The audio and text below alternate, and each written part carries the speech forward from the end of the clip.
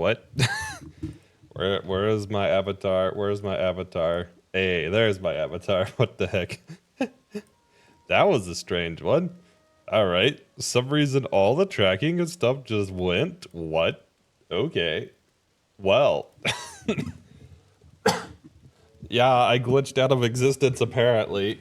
That wasn't the intention, but that's what we got. That is certainly not what I meant. Anyways. Wait, what happened, Aura? Also, Saturn. How are both of you guys doing? How was your weeks? Yeah, first off, sorry I did not go live Friday or Saturday. TLDR, this week was a thing. Let's just leave it at that. It was a thing. So I had no energy to do anything. So I needed a break.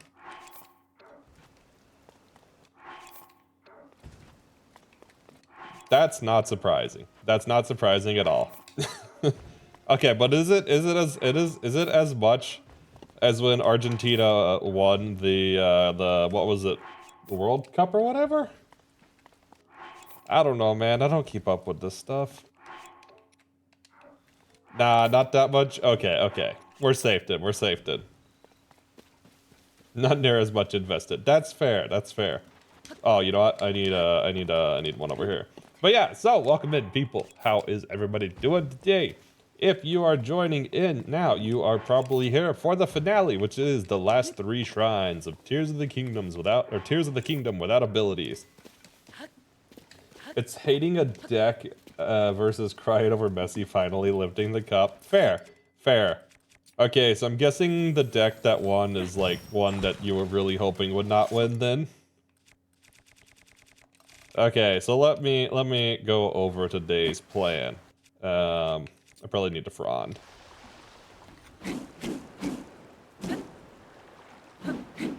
There we go.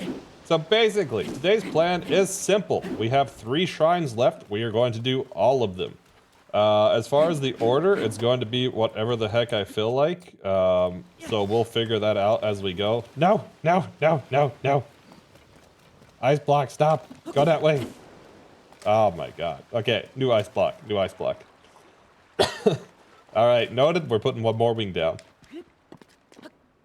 There 2-2, going into the final game. Tron is historically a very bad matchup against what was my favorite modern deck, which is...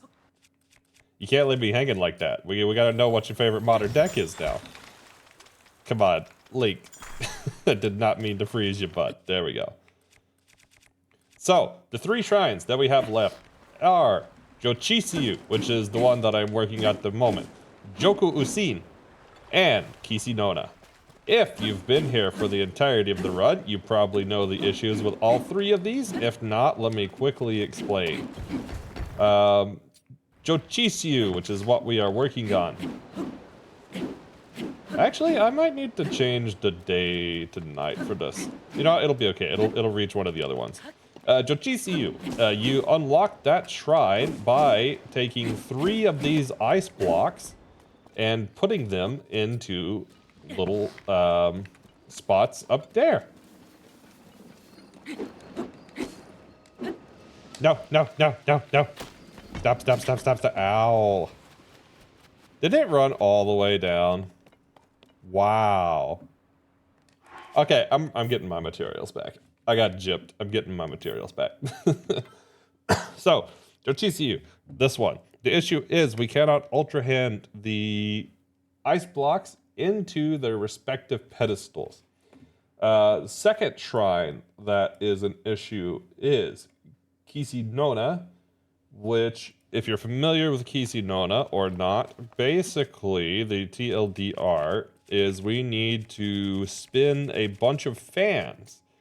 And normally you would do that by fusing fans to a thing in the center that would spin around. Naturally, we can't do that. Wait, did it win already? That was fast, if so. Holy. Wow, that was really fast.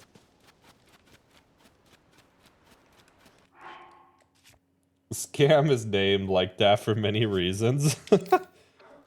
All right, then. That was finals of what? That's really fast for any finals match. Usually I would expect finals matches to last longer. That's really quick, actually.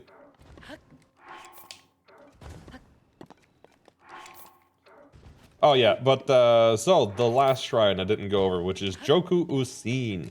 The shrine itself is not the issue. The overworld getting into the shrine is the issue. Basically, we're intended to use a sin to get up to the shrine, but naturally that is off limits without abilities. And while the overlay says no abilities in shrine, I just want to keep it consistent since that's been the overlay for like the whole run. But we're not really allowing abilities in the overworld either, so. It sounds like we might because of the overlay, but we're not, so. Obviously, that creates an issue. So, game 4 was like 30 minutes. Yeah, that's what I would expect from like finals level in like most tournaments, unless it's like a super casual one. But if it's not like super casual, then yeah, I would expect like, yeah, you know, at least probably like 10 minutes per match or something. Decision making and all, right? Strategizing. Scam was able to execute his plan while going first, and Tron couldn't draw an answer, so it was done quick. That's fair.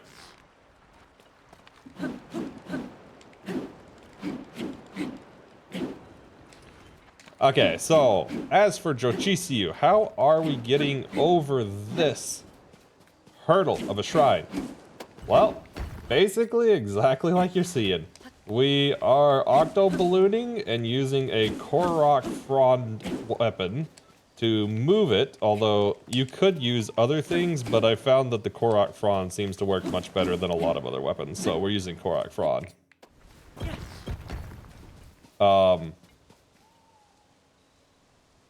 Game? What? What?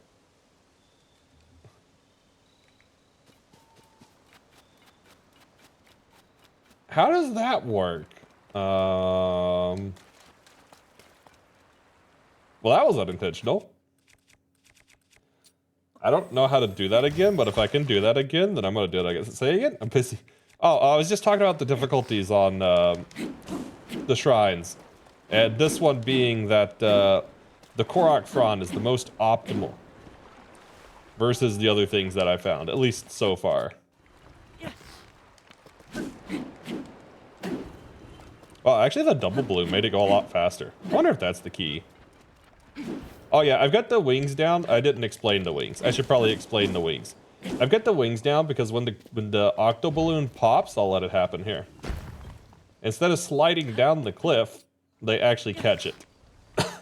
So that's why we have like 20 wings here. It's probably more like 15, but we're gonna say it's 20.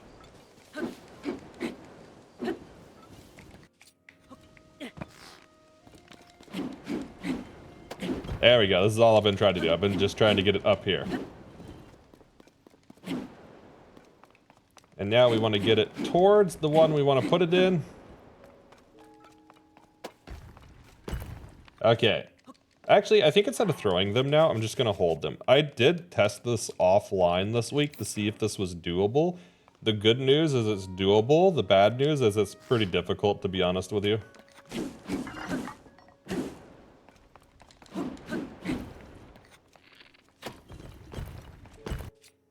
Okay, maybe we should throw it.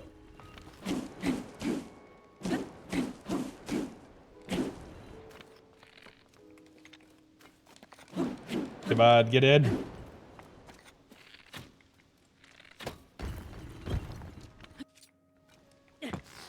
Okay, now we just need to gust it into the slot.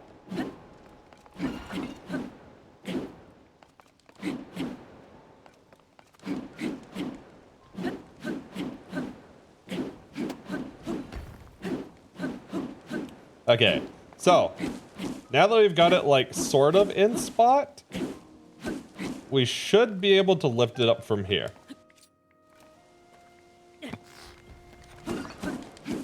No, not that way, not that way. Oh my god. I had this issue last time too. They really do not want to go the direction that you want to push them.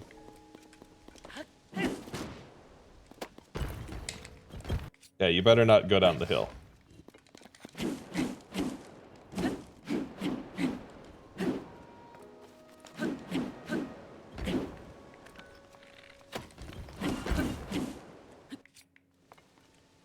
To the far side, maybe? Okay.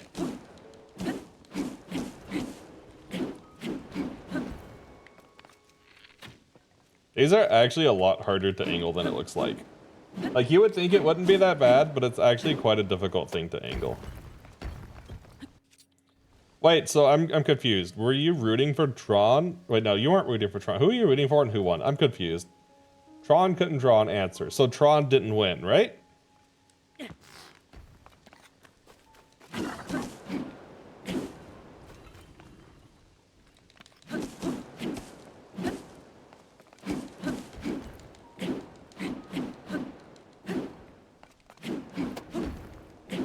I don't know which one Monk is.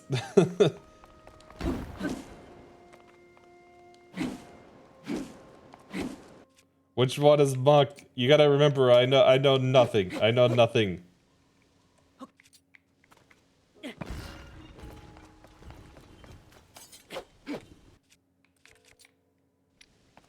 Ah, I see. Wait, okay, so which one's Monk? Tell me which one's Monk. Is Scam Monk or Tron Monk or something else? I don't know. I'm lost.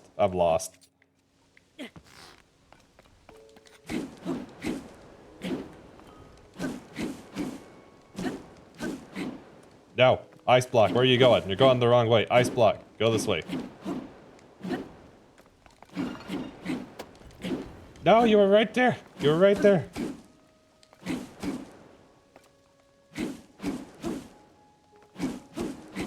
I'm lost too. Okay, that's valid. Wait, so this is the real ore or the fake ore? Also, why don't you have the subscriber badge on the other one? What? Okay, I'm guessing subscriber just ran out on that message. I'm so confused. Can't answer now. Okay, what deck were you rooting for and what run? That's what I was lost about. Also, if I say your name wrong, I'm terribly sorry. But Drinkoder, welcome in. Slightly too big right now. Try shrinking it slightly. Might have just ran out of time. Okay, let me try it. Last time I tried this, I was able to get it in without shrinking it at all. But that's a good idea. Let's see if it'll shrink. Or see if that makes a difference. How are you doing today, Drinkoder? Also, if I said the name wrong, please let me know. Okay, I think that's what it was. Thank you for the help. Actually, shrinking it, that wasn't too bad. Maybe that's what I was missing. Maybe I've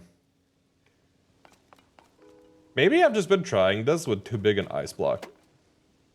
And that's why this has been so difficult. This is what I get for not doing the shrines normally first. Honestly.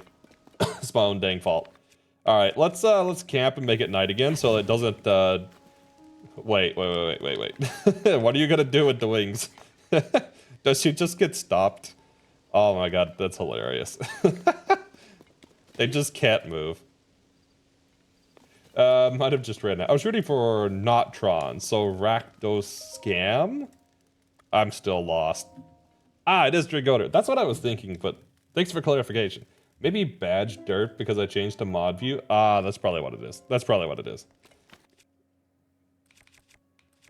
The ice block sizes are actually pretty flexible. Huh. I figured they'd be more exact than that. No, it despawned my wings. Okay, fine. Good thing I got a bunch of wings.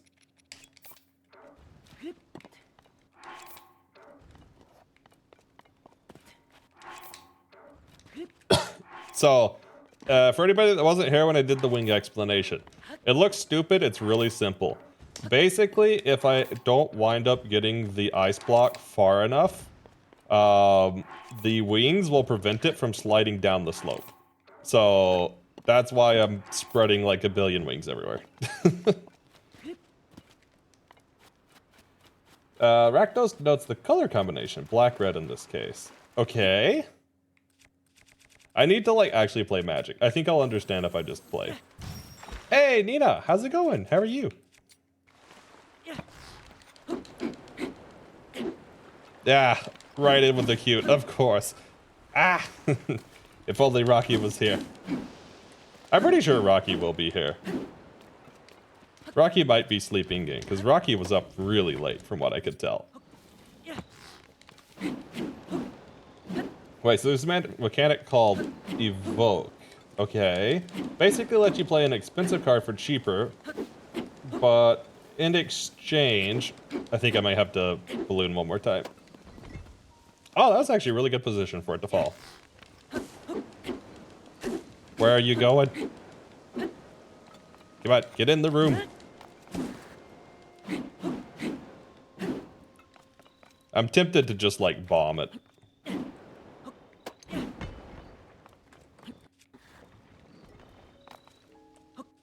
Basically, it lets you play an expensive card for cheaper, but in exchange, the creature dies immediately. They often come with an enter the battlefield trigger. That's why it's still good.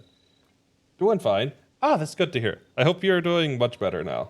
Scam uses 2 of those evoke creatures plus spells. Okay, now it's gone the right direction. Just a little more. Hey, there we go. Almost, almost. Now it should go up. I'm gonna use, like, all my octo balloons here. Okay, now let's shrink it a little bit. Uses 2 of those evoke creatures plus spells that make it so when the creature dies, it comes back from the graveyard. So its plan is to scam the opponent by fielding a powerful creature on turn 1, plus getting 2 triggers. Fielding a powerful creature on turn 1. Oh, please don't reset my stuff. I always get the blood moons at, like, the worst times.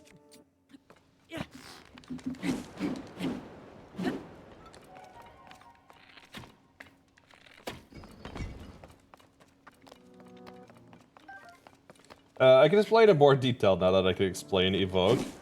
Will this push the ice block? Okay, this one doesn't seem to push like this. Maybe by having the octo balloon on it, it won't despawn during this.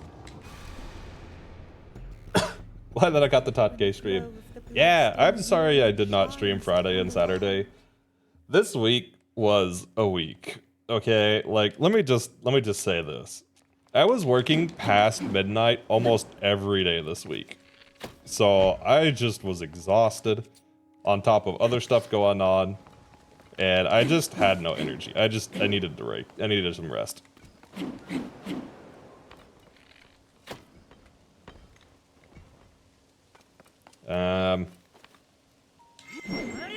Okay, well that moves it a little bit. You know, you could probably use this to get it sort of into place.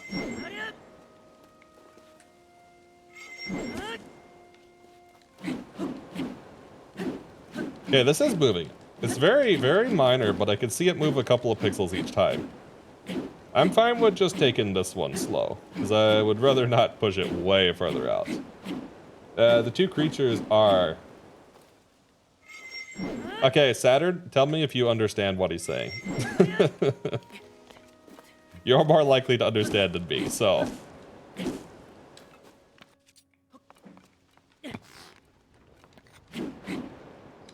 Alright, so now that we're here... Wow, this one moves so much easier with the octo balloon than the previous ice block. I understand 3/4 of it? Okay, so a lot more than me then.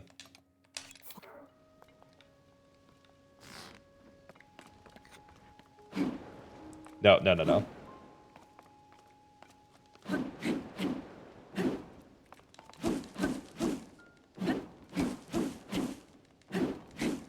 Okay, this one might actually be a tad bit small now.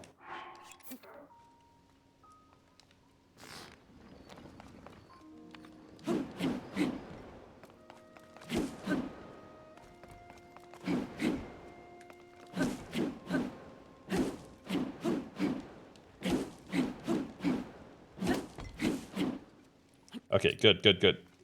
Now if we can rope... No, don't fly out. You were right there. You were right there. Okay, you know what? Fine. We'll try to melt it and try the smaller one. I think I did melt it a tad much.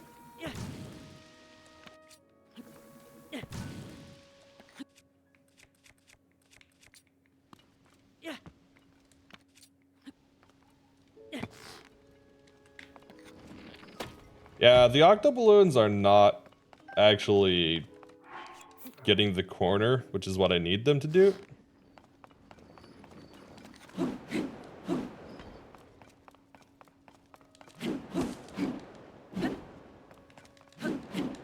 We'll see if this one's probably too small for this. This will be a decent test, I guess.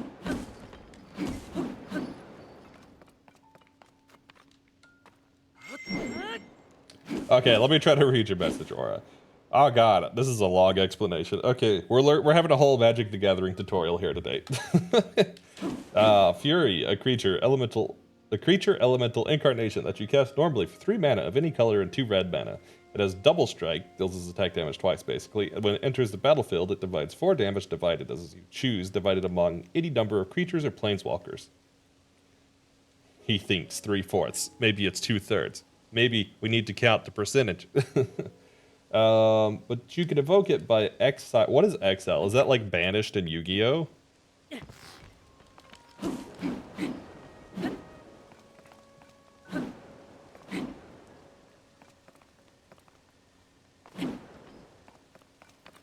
Okay, this side's gonna need to be a little bit smaller.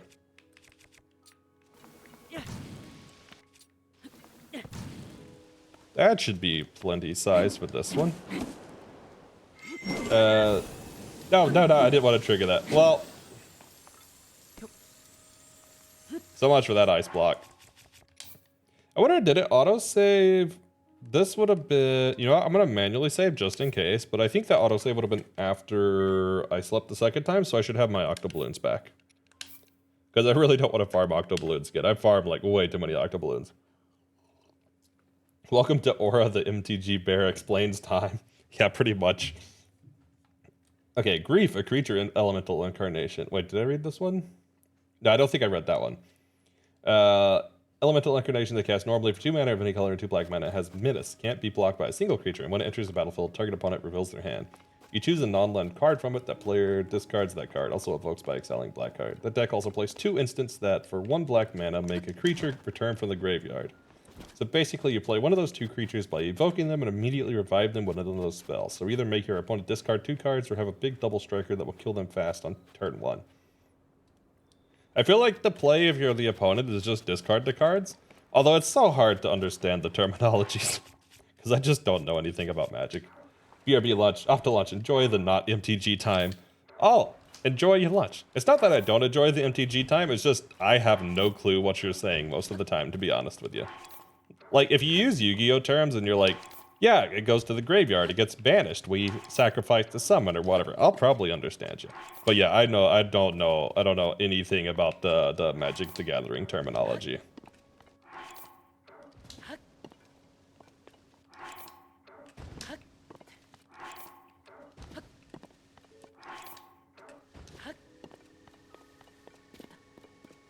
I guess I'll put 1 here to be safe.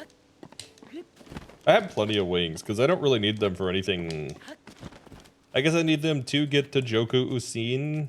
Actually, I think I could get to Joku Usin without them, since I've already got Joku U already. But it's much easier to get there with, Oh wait, I didn't even check. Is the big one? Yeah, the big one's done. So this save is good. No, not the bomb, not the bomb. Okay, sometimes they do this and I don't understand why. You know what? It's gone. Let's just let it go.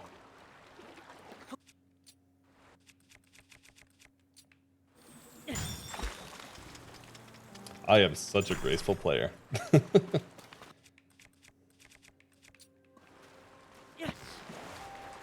Like, how do I do this? I legitimately want to know.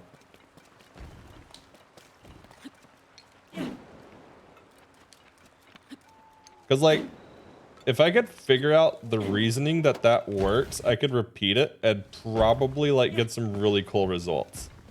It has to do with throwing, because I don't think it works unless you throw.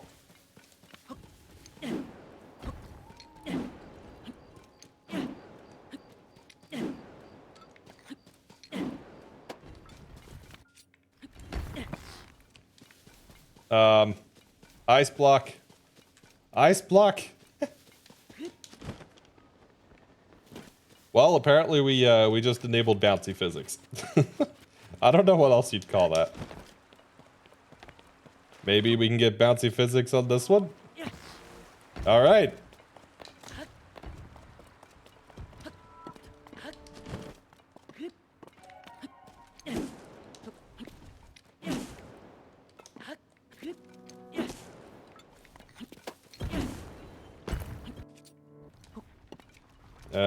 Let's let it slide. Okay, this is the exact reason that I put the wings. Why? That's not the direction I octo-ballooned you. See, this is the part that doesn't make sense. Because sometimes it goes in the direction of the side that the octo-balloon lands on. And sometimes it goes in the opposite direction of the side that it lands on. And I don't understand that logic. But that one is definitely gone. Yeah, that's the cute. Wait, when y'all get to 1020? You just hit 1,000.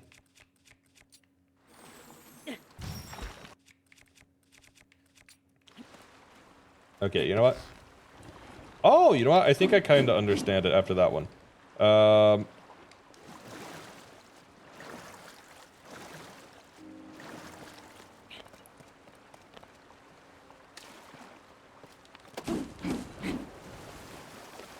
Okay, let's try this. Let's try this. I think I sort of understand it now. I think it has to do with the Z. What angle would that be? XY, not Z. Oh. It's like the tech that we discovered.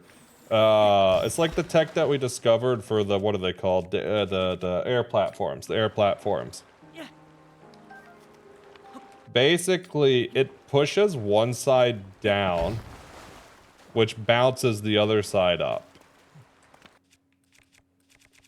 That's what's happening.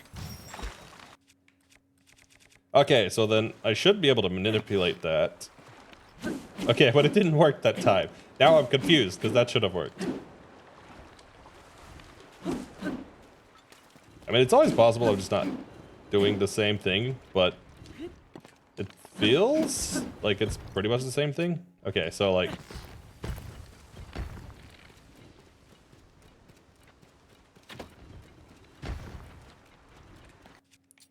So if we place it on the side towards us, you know what? Whatever. I'm not even gonna question it. We're just gonna keep octo-ballooning it till it gets over there. And this is gonna be my solution.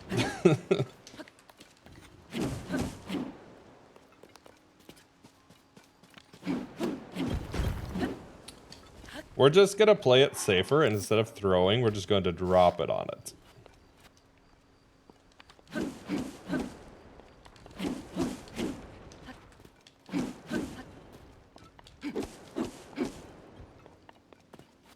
I think I will try to get the middle one next.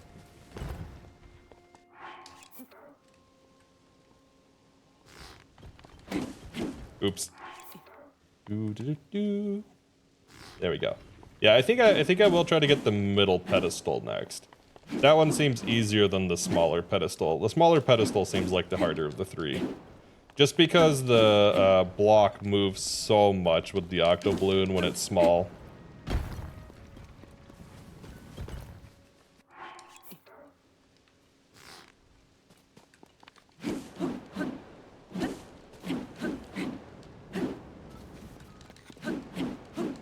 Come on, we can do it. Up there. Get up, get up, get up. There we go. Alright, so we need to cut it down just a bit now.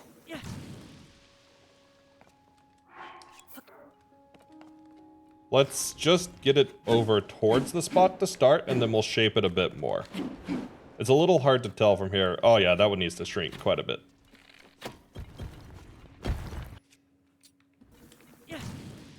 Probably a little more than that? Okay, that might have been a little much. We'll try it. We'll try it.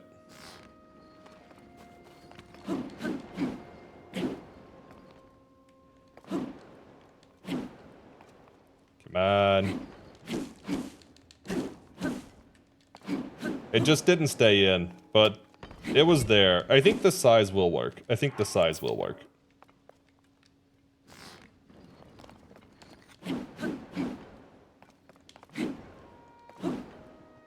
Okay, now we just need it to lift up. Come on. There we go. All right, there's pedestal number 2. Nice, nice. Now we just need one more. Honestly, this is going way easier than the last, like, 3 times I've tried this shrine.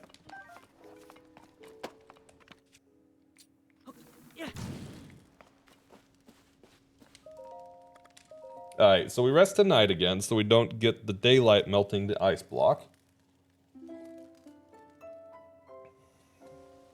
We put out the fire because otherwise the ice block melts when we bring it up top. And now we place wings down one more time.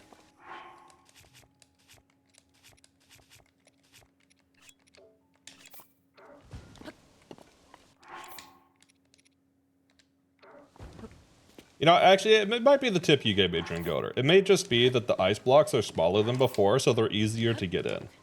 Which would make a lot of sense.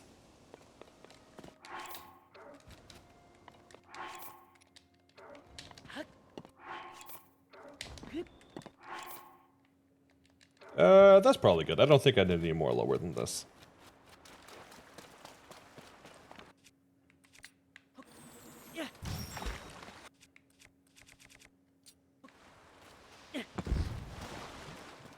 Okay, so it went that direction. Maybe it has to do with the angle under the water. I don't know, it's so hard to tell. It might have to do with the angle under the water.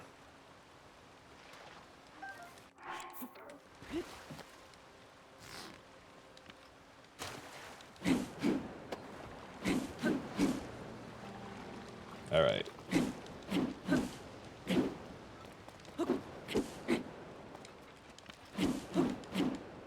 Just past the first wing. You know what? That's okay if we can get another octoballoon on. Okay, that was not how I wanted that to work.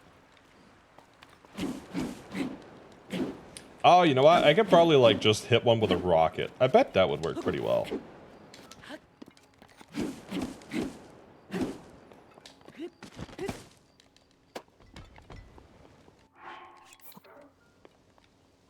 Why is it? Okay, you know what? I bet 2100 through 2200 it still melts. I bet that's why it's already melted so much. Because I think I got it out of the water faster than the previous ones.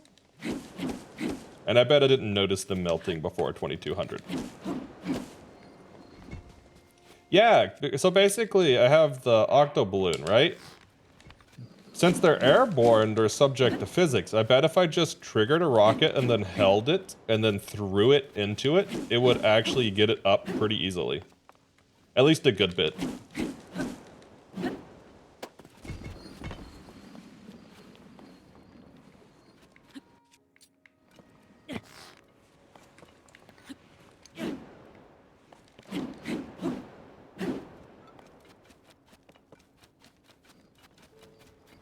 Oh, come on, come on.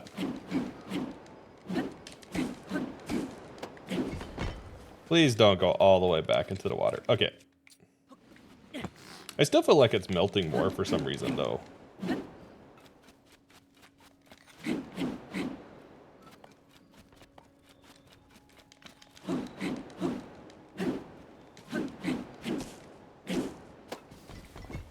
Okay, now we're in... Oh, come on. Of course it went under the wing. Of course it goes under the wing. That's okay. We could fish it out. That's just not an ideal position. It worked out, though. It worked out. At least mostly. Come on, just a little bit further. Oh, my God.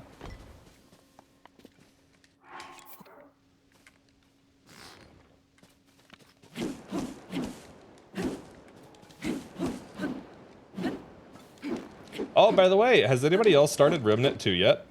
If so, I'm curious what your thoughts are, because I just started Remnant 2 yesterday, and so far, I've been really happy with it. No, not this way. You're going that way, little ice block. Alright, so now we can cut it down to size. Okay, that's a little small, but maybe it'll be okay.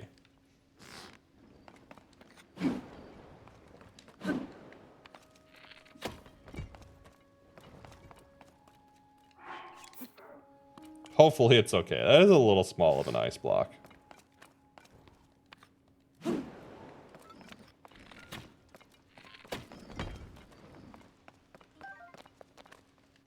I feel like it's still shrinking a bit more. It seems a bit smaller than when we got it up here.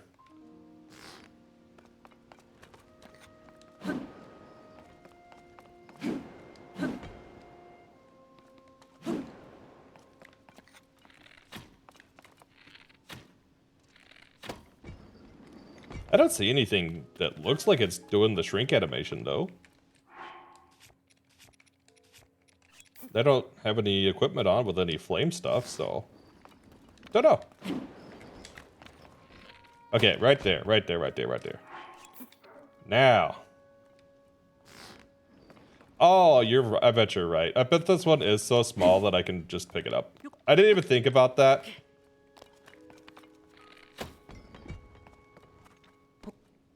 I still need to rotate it, but that's okay. Because that part we can do with octoballoons. That was a good call. I can't just pick it up, can't I?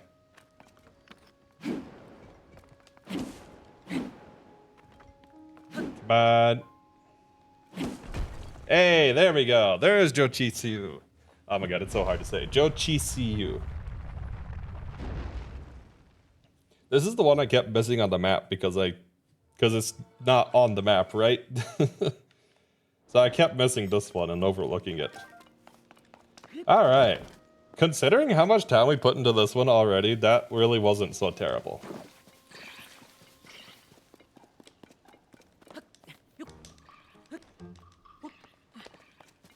Ah! So many fish. Hopefully that wasn't as loud for you as it was for me, because that was really loud for me. Maybe it's just been a minute since I streamed, so it felt way louder than it was for you. But that was really loud for me. I forgot how loud these were.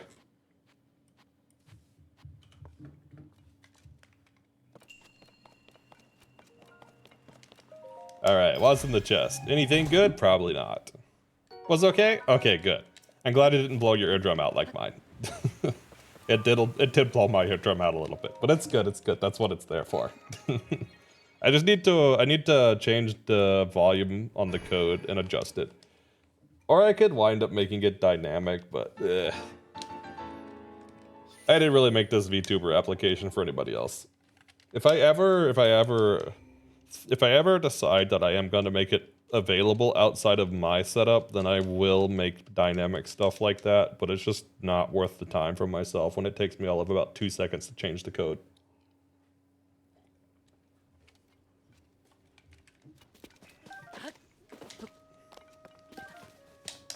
All right, I have to open up my notes for this one. So, next shrine, we are going to... This one will take a minute. This one will take quite a minute. So, the speedrunning community, I will disclaimer this ahead of time. The speedrunning community figured this out, not me. I knew this was going to have to be how I got into Joku Usin, but credit goes to... Who was it exactly? Two. There are two left. This one and Kisinona. I'm going to do Kisinona last. Because I know that one's not going to take much time. It's so stupid. Okay, that shrine seems so freaking complicated. It seems like it's just going to be absolute terror to beat. But it's not. It's not.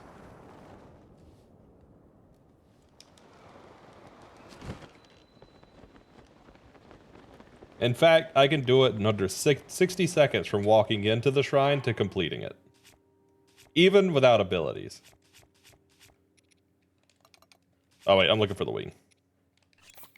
And I am quite proud of my Kisinona discovery. And I will, when I do it, I will do the shrine. You're going to be like, what? We tried that. And I'll be like, yep. And then I'll explain why it didn't work the first time.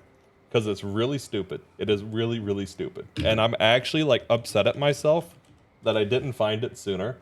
Because I was on this so much. I don't know how much time I spent on this. And I'm just like ultra disappointed that it is so freaking simple and it took me so long to figure out. Okay, so I need to make sure I go to the right coordinates here. I want to go to 1097 negative 3354. These coordinates are very important. Oh yeah, speedrunning Discord. Let me find. I kind of want to say it was Bly's.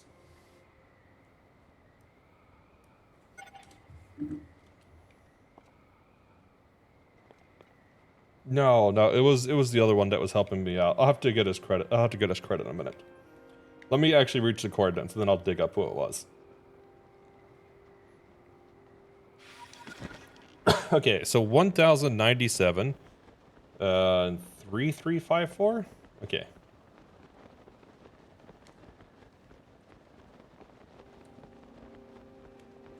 But yeah, so this one's gonna take a minute. Even the person who discovered it was not able to like completely do it every time, and they had trouble doing it again. So it's not so trivial.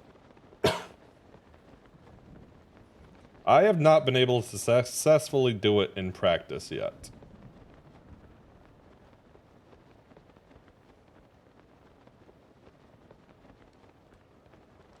But I know where to do it, and I know how to do it.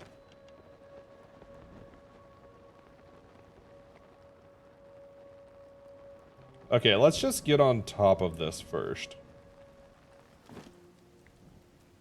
Alright, I need to figure out which, you know what, let me find the person to credit first.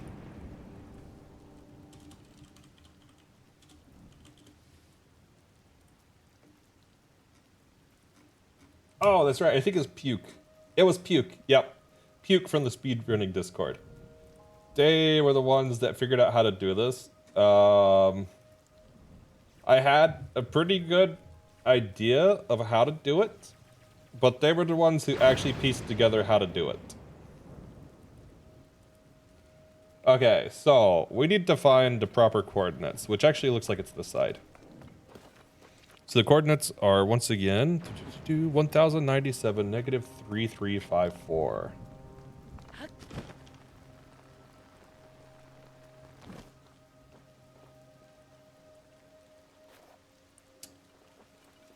It is directly below this.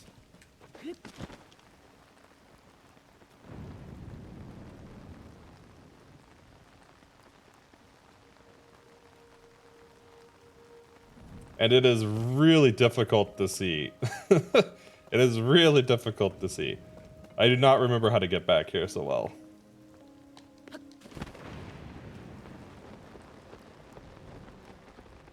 I may have to redo this.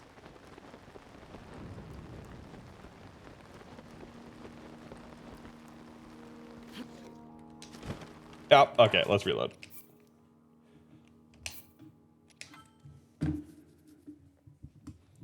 It will take me a few times. I will try my best to do it as quick as possible, but it is actually like really difficult. I did all the clipping in Slateless. This is way harder than Slateless clipping. It's not quite as hard as an RSC in Breath of the Wild, but it's still pretty hard with this geometry.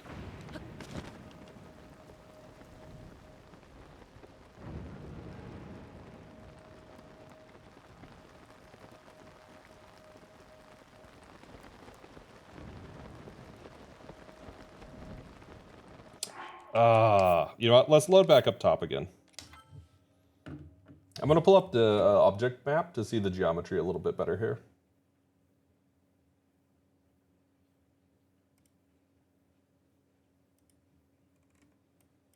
Okay, so Joku Usin. That is 1141. That's the lip I'm looking for. Okay.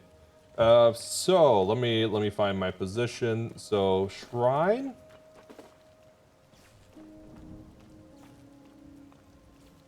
Okay, so if I'm at the shrine and facing the Zonai dispenser, I should turn right. And then going down from here, I believe, is how I reach it. I believe it's one level lower than this.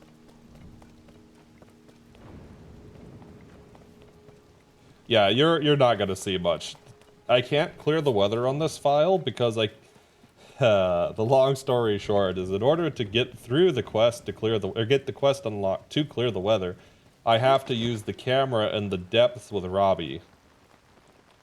But that part is off limits, so I can't really clear the weather. So we not only have to do the clip, but we have to do the clip while basically blind. Okay, I think I'm on the right spot. I'm on the right spot. Okay. So first things first. I need to put on a shield, which is going to be a spring shield, and I need to put on a bow. I'm going to put on this one, so I'm not using Zonai battery. And now we're going to smuggle, and now we're going to smuggle again. Okay, so we should have shield smuggle. Good, and we should have bow smuggle. Okay, now I need to get into the actual coordinates. 1097, negative 3354.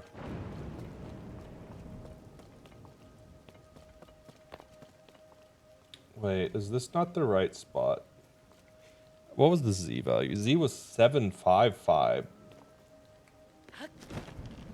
So there's got to be another spot kind of lower.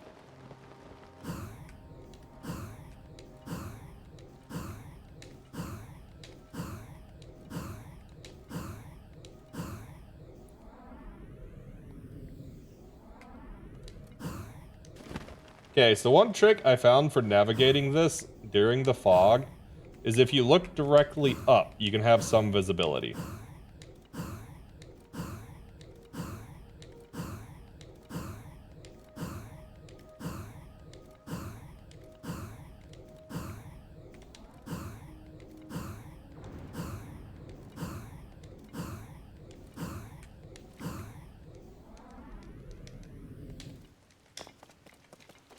Okay, so... Shoot, it's so hard to find the location.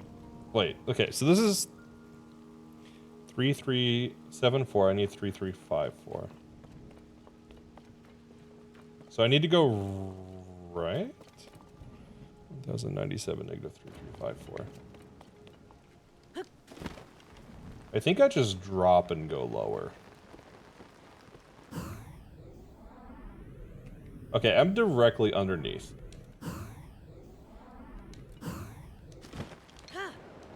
That is not what I meant to do.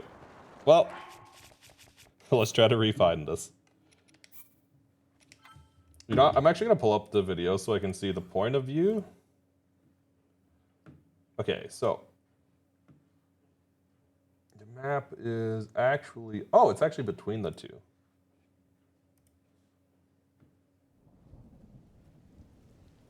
Oh, no wonder why I was having a hard time locating it. Okay. I got the wrong coordinates on the map. So I want to go down. I want to be near the Zonai dispenser. Okay, and then from the Zonai dispenser, I want to go in between the two and directly down. And there should be some land here that's not that small. It should be fairly large.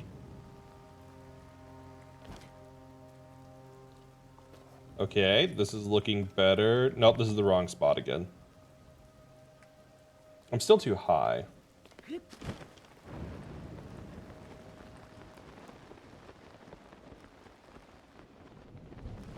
Okay, you know what? Let's just look up and see if I can find it.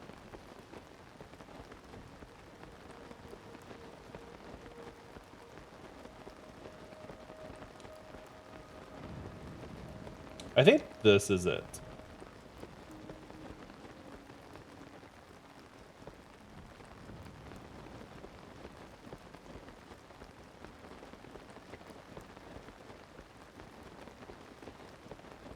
No, that's it, right there. So yellow trees, I fall directly from the yellow trees. Okay. So the intended spot is basically, the coordinates are 1097, negative 3354, and 755 for the Z. It is tricky to find. It is on the literal edge of an island. Like, if you move one more coordinate, you're probably gonna fall off. It's like that kind of close. It's really hard to actually spot. Oh, you know what? I can use the what's it called? The flux construct to navigate. Because the flux construct should be on the piece of land that's connected to it. Okay, so there is the flux construct.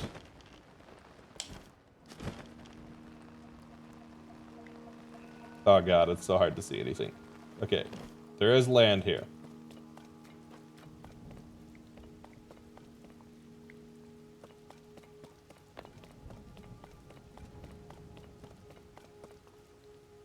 Okay, so if I keep going around this, I should find a spot where it links back. Right here. Okay. And then I should be able to follow to the right, I think.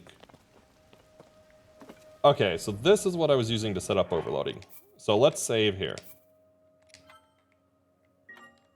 I do recognize this. Okay, so now we're going to set up overloading.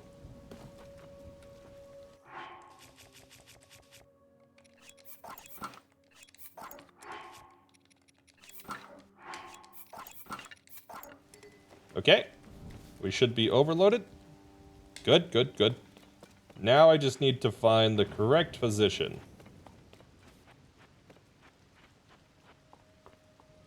Which is right here. In like the jankiest spot. But this is the correct position. Oh god, now I'm gonna have to do this clip. Okay. This is gonna be really hard to do in the fog. But, essentially, we are going to clip right here.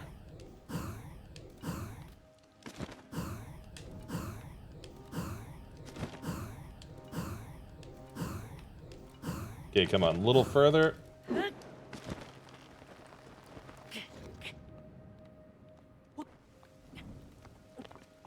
Let's try that one more time. Okay, so I need to be...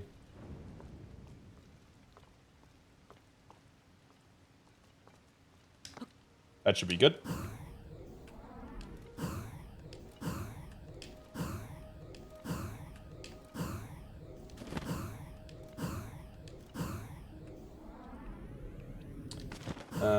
Where the heck is this spot? There it is. It is so hard to tell what the right spot is in the fog. It is so difficult to tell. Okay, here we go.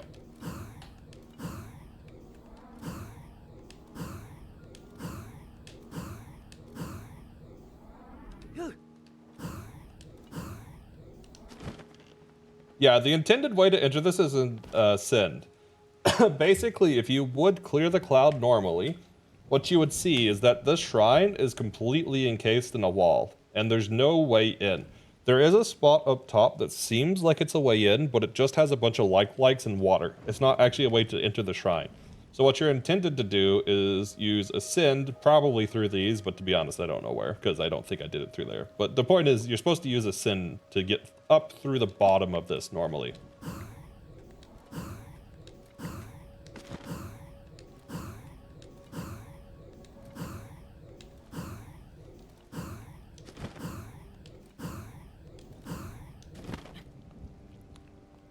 And we can bypass that by using ceiling clip.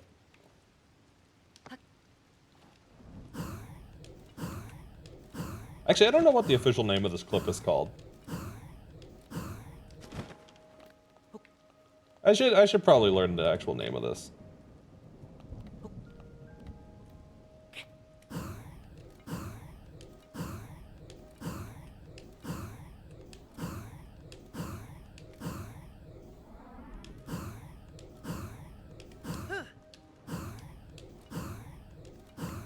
But yeah, the ceiling clip is actually a lot harder than it looks like. Isasim, for example, and Korok Forest were way, way easier than what this is. Those are like child's play compared to this clip, in my opinion.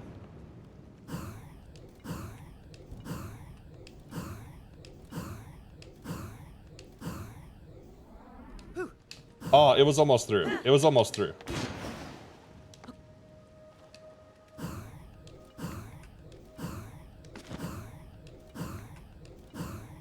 Yeah, the thing is that this is a very inconsistent clip, but out of what the speedrunning Discord and myself have tried, I think this is the only one we found where we've been successful and have repeated it more than once.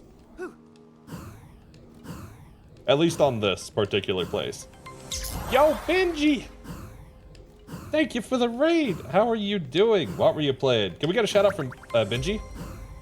Oh my god. Okay, here, let me actually go to my notifications real quick. There we go. Zootopia fan! Thank you for the follow, very much appreciated. How are you doing? Let me get you a shout out real quick. I don't think any of my mods are around. They stepped out for lunch break, so. There we go. Welcome in, Raiders. If you don't know me, I am Glitch the Box Lynx. I am a Lynx who sits in a box and plays games in very unattended ways. If you like to see runs that have never been done or have been stated to be possible and you want to see them proven wrong, this is the place to be. Let's see, you were playing VR chat. Hey, let's go. How was VR chat? Can't state it as spoilers. I completely understand that. I hope you have a great day as well, Pixar. And thank you for the follow. Very much appreciated. I am doing pretty well. So I guess I should explain what's going on, because if you're just tuning in, this is probably a bit weird. So let me explain real quick. Also, Benji, I realize you probably had to go and you're probably exhausted, but I just want to say again, thank you for the raid. Very much appreciate it. I hope you're doing well. And if you have time to stay around, I would love to know how it went. But if not, I understand you're probably also avoiding spoilers, and I completely understand that. So let me explain what's going on. If you like challenges, might I suggest Rain World? I don't think I've heard of that one, but I will gladly take suggestions. Yeah, today is my chill day, Zootopia fan. I had a very long week, but today is my chill day, and today has been particularly good. But yeah, so let me explain what's going on. Basically, the overlay is a bit of a lie. I originally intended to do this run without using abilities and shrines only, and I was going to allow them in the overworld. But as the run has went on, I realized that there really wasn't a lot of reason to add that stipulation in. So I'm going to redo the intro section. But the rest of the run has pretty much mostly been done without using ruins in the overworld, and we're going to finish the rest of it without it. So basically, we are attempting to beat every shrine in Tears of the Kingdom without any of the abilities, no sage abilities, no abilities from the prayer pad, only anything we can put in our inventory. That includes fusing arrows. We have 2 shrines left. One is Joku Usid, which is what we are working on, and the other one is Kisidona. Well, have fun. I hope to catch you at some other time. I would love to see you around anytime, and I hope the rest of your day goes quite well, Pixar. It was good to see you in. So, Joku Usin is the one that we are working on at the moment, and if you've not seen any of the speedrunning or glitches, this is really strange to you. And this probably makes no sense. But essentially, Joku Usin is a shrine where you normally need to use Ascend to get to, and naturally, Ascend is off limits for a no ability run. So instead of Ascend, we are trying to use a glitch that basically lets us clip through the ceiling. The downside to said glitch is that it is actually, most of the time, fairly difficult. There are some pieces of terrain that are much easier to clip than other ones. Not all terrain really lends itself very well to clipping. And unfortunately, the terrain under Joku Usin, also, the only way I know how to clip currently is upwards. I don't think there is a way that is viable for this run that will let you clip anywhere except upwards. Because there is technically hydro clipping, but we're not using that, so. With that said, we need to basically clip through the ceiling of this to get in. It's not as simple as that, but the first step is just doing the ceiling clip. And this piece of geometry is actually quite difficult to clip. But yeah, other than that, we've done 100 and how many? 150? Yeah, 150 shrines without abilities. So if you have questions on how we tackle a specific one, feel free to ask.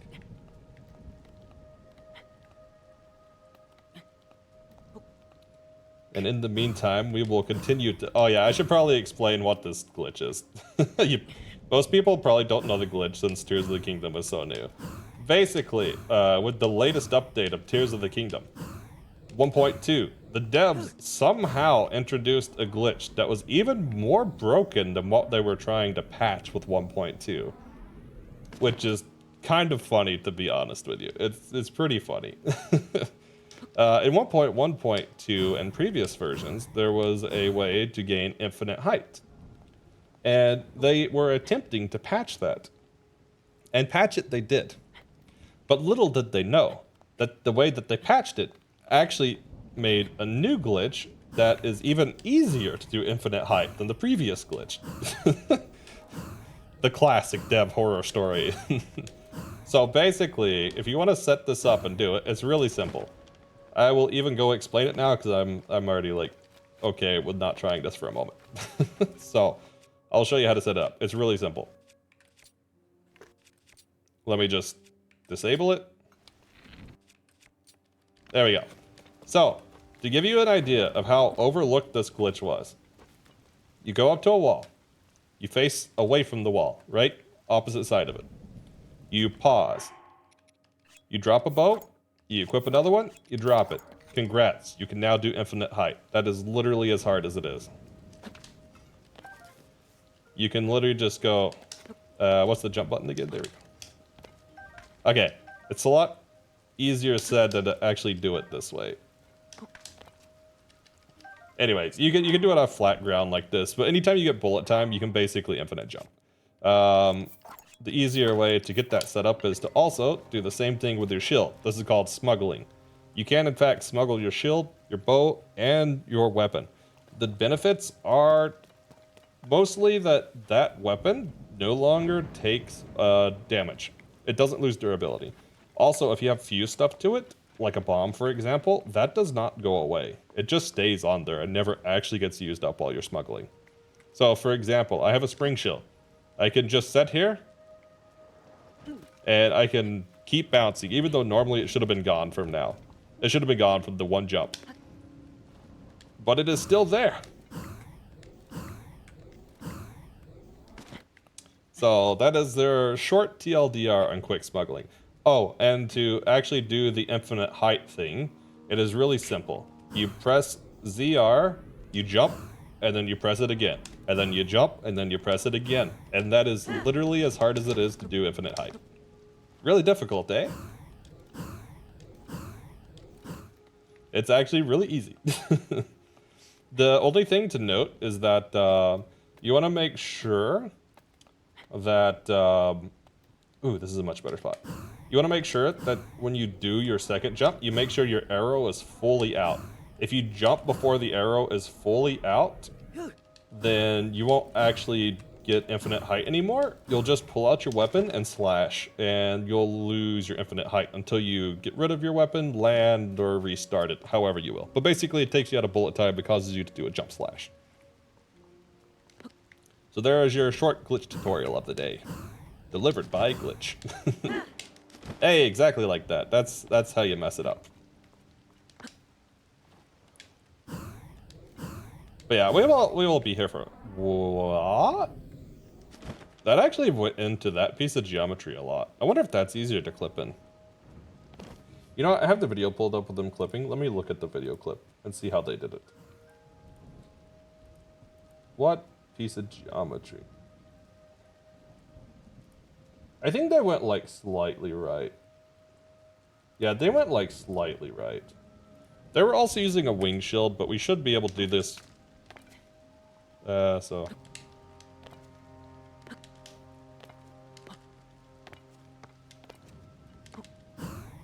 There we go, that's how you do it off flat land. Oh, that's not that bad.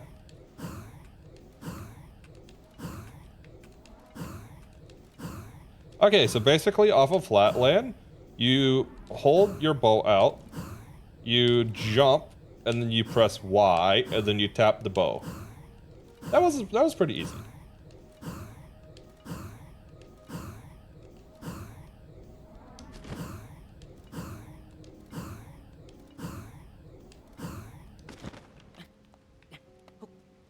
Okay, so they went through, let me find the exact spot that they went through.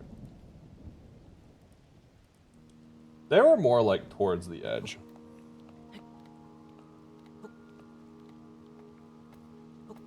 So like here?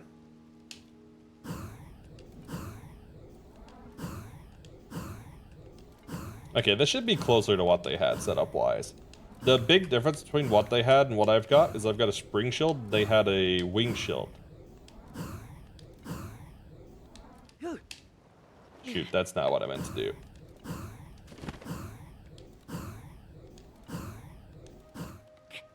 Okay, let's try this one more time. I know, right? It's super simple, isn't it? There are some other really interesting side effects you can get. I'll show you one in a minute.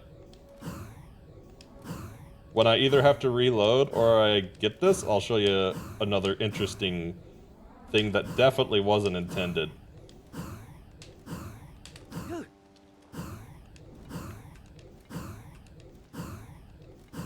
The thing is, it's actually easier than moon jump to set up in Breath of the Wild, because in Breath of the Wild, to set up moon jump, you had to go to the archery minigame. I think there was technically another way to set it up, but generally you would go to the archery minigame.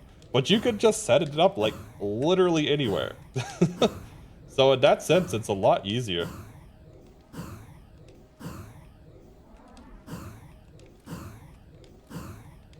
It is very close to working.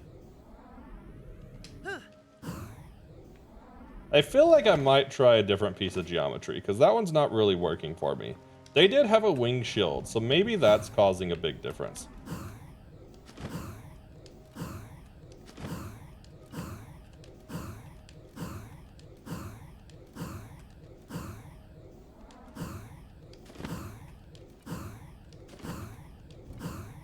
Maybe this is a better spot to clip through.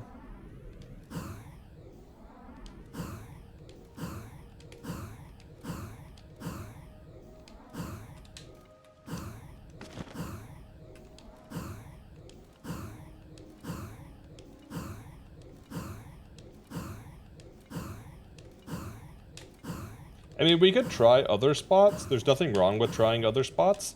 It's just that I've tried a lot of spots already, and this has been a pretty difficult area to clip in.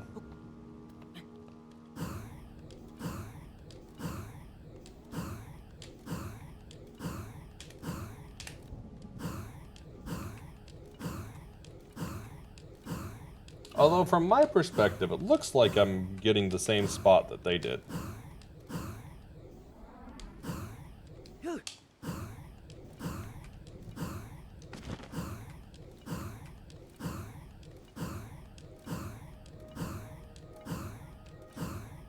Also, I missed one name. Kenshin Ishido, welcome in. Is that by chance a reference to Rurouni Kenshin? Or Rurouni Kenshin, I mean? I used to call it Rurouni before I knew how to pronounce it. It's Rurouni Kenshin, I know. But if so, friggin' awesome, and are you excited for the new season that's coming, well, the remake that's coming out? Okay, where am I?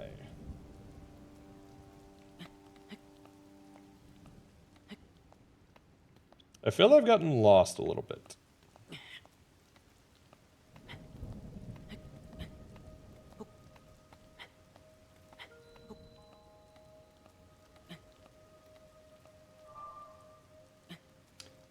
You know what? Let's just try here.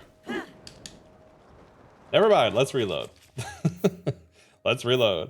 Okay, since we have to reload, I'll show you a really weird thing that you can do with the smuggling.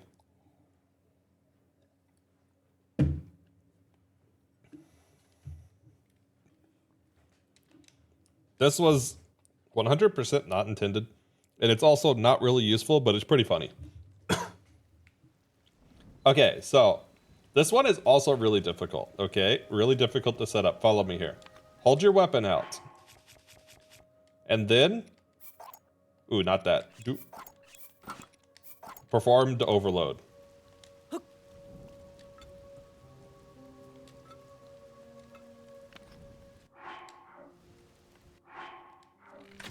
Okay, hold on. I think I messed it up.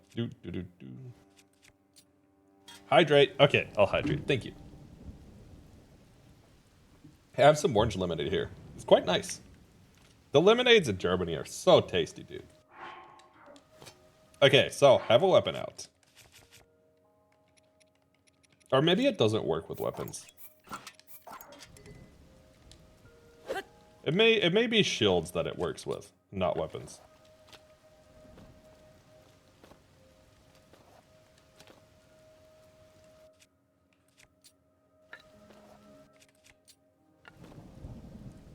Huh. If you smuggle your weapon, can you not bring out your shield? Well, that's one I didn't know about. All right, so if you do it on the shield while you have the shield out, Link will infinitely try to put up a shield. Completely useless, but funny. I guess it doesn't work with weapons. I thought it worked with weapons. And another funny story is if you hold a button. Oh, maybe it's the bow that gets you stuck. There's one of them that gets you stuck and you can't perform certain actions. I guess it's the bow.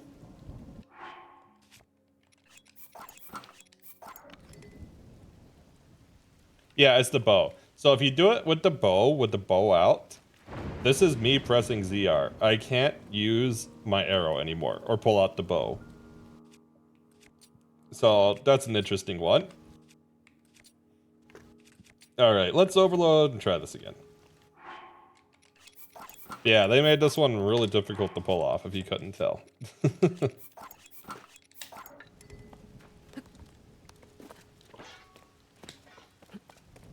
All right, so we're overloaded.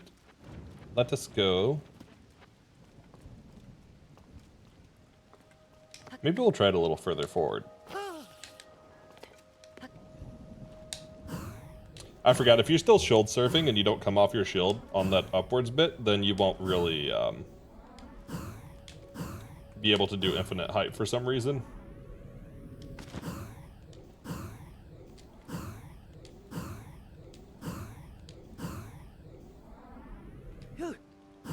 Oh, that was really close. I saw it start to pop Link through.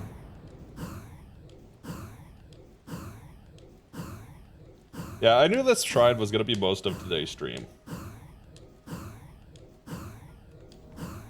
Also, I see a texture that's not right here. Normal people when they play games. Ah, look, a game mechanic. Me, look at that texture. Look at the grass. Do you see how many triangles they used on the grass?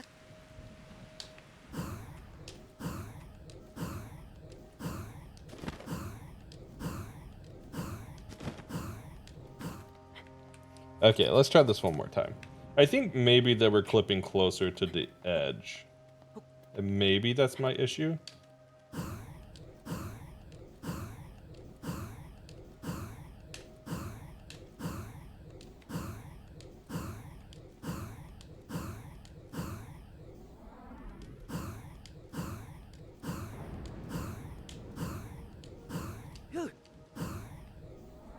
All right, you know what? Hold on. I think...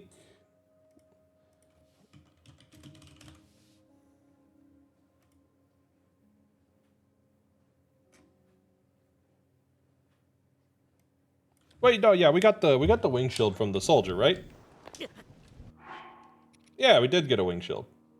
Okay. Let's try this with the wing shield instead of the spring shield.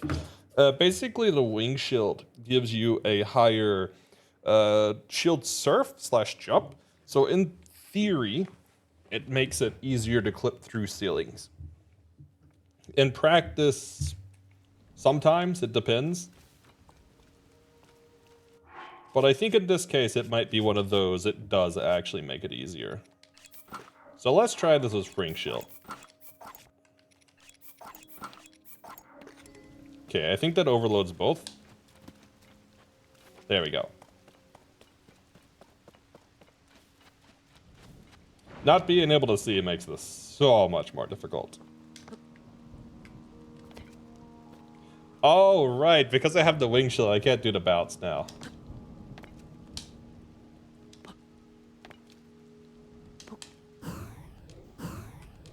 There we go. So I do have to do it this way with the wing shield. Oh, that's kind of interesting.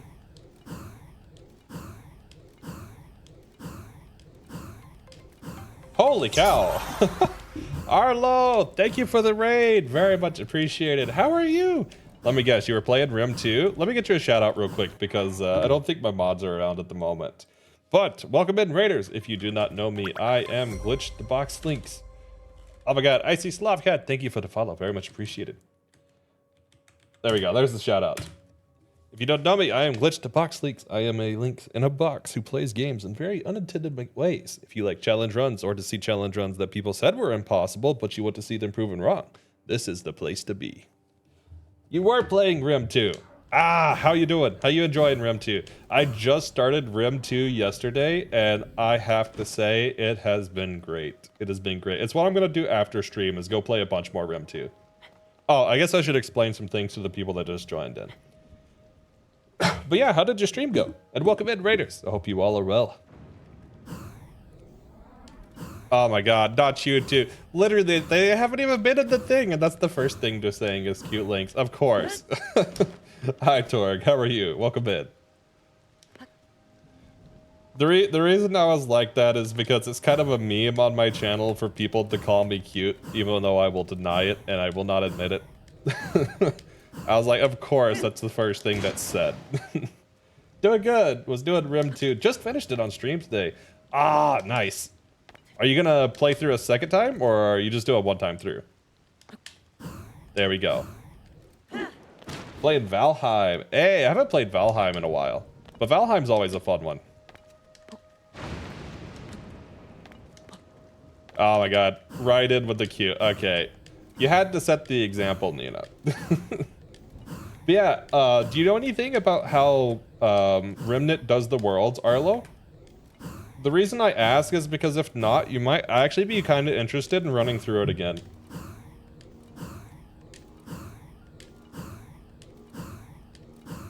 Also, I will explain this in just a second. I just want to focus on this one attempt to see, because I actually have a good setup at the moment. So, I will explain this in just a second. This probably is very weird for most people. Especially if you're not in depth with like speedrunning or the stuff that's going on. Of course I messed it up. Okay. Let's move old stuff to new map. Yeah, that could be a bit tedious, huh? That's always it's like moving in real life, you know, it's a lot of work. Gonna do a second one, but not on stream. 43 hours from first playthrough is good. Hey, yeah, that's pretty good. Okay, good though. You are gonna do more than one. The reason I was asking was because, well, in case anybody doesn't know, the world is like actually randomized in Remnant to some extent. So if you play through more than once, you'll see different areas that you didn't see before. It's the same thing with Remnant 1 if you've played Remnant 1. I don't know how different the randomization is in Remnant 2, but I know that both have this sort of randomization. So it is worth playing through multiple times. You'll encounter stuff you didn't encounter the first time through. I don't know if it's possible to encounter everything in 2 playthroughs. It may be, but you're very unlikely to encounter everything in even just 2 playthroughs. Yeah, 43 hours isn't bad at all. I didn't want to spoil too much, so I didn't watch the whole thing, but I did watch a chunk of the, a chunk of what you were doing with it. Did you, okay. I have to know. Did you run into the Legion boss? Because holy heck, I don't know what they were thinking with that boss. It's beautiful and weird and difficult, and it was great.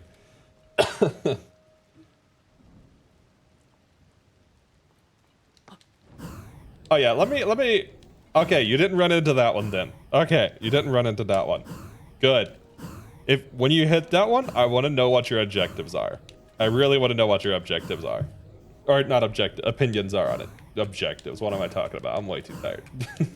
I want to know what your opinions are on that one when you do your second playthrough. Also, did you play Rim 1? Remnant 2, I have 100 hours of it. Hey, let's go. I have a lot in 1. Hey, each world is procedural and has between 2 to 3 different primary objectives per the primary world, and there's 3 DLC on the way, fully expecting at least 2 more worlds. Yeah, I don't know if they have Racem in there, but if they don't, I have to wonder if they'll bring Racem back. I did Rim 1 year. Hey. Harsgard was interestingly annoying. Oh, dude, Harsgard was a thing. I remember Harsgard with the secondary only run. Oof. Please no spoilers with Rim 2. Remnant is one of, like, probably 2 game series that I will pre-order. Because I actually think that, like, when they put out a Remnant game, they have my trust that they're going to do a good job. And it's one of the few series that I'm actually really excited for. Because I loved Remnant 1. I played a ton of Remnant 1. The other ones that I get really excited for is Larian Studio stuff. So Baldur's Gate 3, they didn't do the original Baldur's Gate, I don't think. I think they only did 3. And the Divinity Original Sin series and Divinity stuff. Those are the two studio/game series that I get really excited for, and those are the ones I like actually avoid spoilers on and do raw playthroughs. Anything else is pretty much game. I'm like, whatever if I get a spoiler. But those are the couple of things that I try not to get spoiled on. Yeah, if I was past the first run, I wouldn't care one bit. But yeah, I'm like 7 hours in now. The short of it is I got delayed, so I couldn't play it right away. I really wanted to play, but basically I got really overloaded with work and just didn't have time to play it all this week. But now I got to play, and I'm super excited. Oh yeah, I should probably explain what we're doing, because most people are probably like, what are you doing? So, for those of you that haven't followed this series, or are just joining in for the first time, basically, we are trying to beat every shrine in Tears of the Kingdom without using any ability. No Sage abilities, and no Purapad abilities. The overlay says no abilities in shrines, which implies we can use them in the overworld, but I have deemed that off limits as well. I technically use them for like the first 3 shrines, but I'm going to redo that section because I don't see any reason that we actually have to use them now.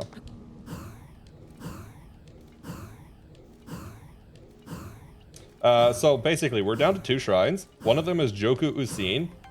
Foxy Cat Pet, thank you for the follow. Very much appreciated. Welcome in to the Box Brigade. But, yeah, this is one of 2 that's left. And normally, you're supposed to use a Sin to get it. Oh my god, I still messed it up. But naturally, without abilities, a Sin is off limits. So instead of using a Sin, the only other way that I can figure out how to get in is to clip through. So we are attempting a clip because it is only a couple of months after release and people have already discovered clipping. Although this clip is actually quite difficult.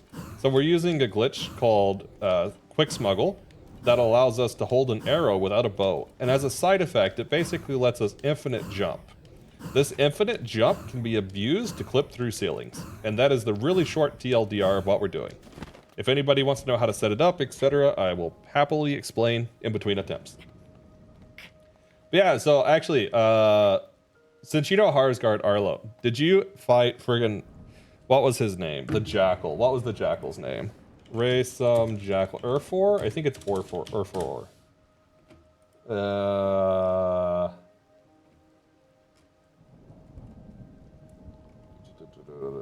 Yeah, it was Urfor. Dude, I died to Urfor so many times. That was like the worst boss for me because I really sucked at playing in that stadium.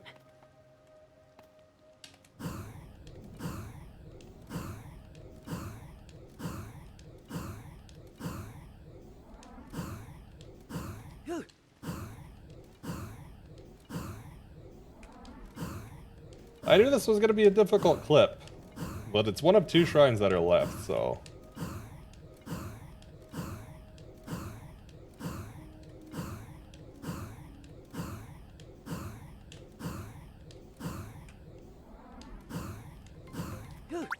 Oh, it was almost through. It was almost through. Omniman, thank you for the follow. Very much appreciated. Welcome into the Box Brigade. How are you? The one boss that really had me screwed was the one big rat on Race Sub that yeeted the ice bowlers. That's Urfor. That's the Jackal. That's the one I always struggle with, dude. That one, I don't know. He just messes me up. It's because of the holes in the ground. Fighting him on his own is not such a problem. Even dealing with the rats, not such a problem. But the freaking holes in the ground, I always fall through the dang holes. Every single time. Not the cute. I swear we're gonna be up there way, way too far by industry. Oh yeah, the Jackal was insanely difficult. Yeah, dude, I run into that one in survival and it always kills me on survival. Every single time. Like, if I wipe on survival, it's one of 2 bosses. It's either, like, Ixalis or Urfor. The rest of the bosses are usually pretty fine on survival, but those 2, I don't know. They get me, like, most of the time. More than I'd like to admit. Oh, I guess technically sometimes I wipe to What's he called? He's in ROM. He's not. He's the one you can roll instead of Claviger. What the heck is his name? I like hardly ever fight him.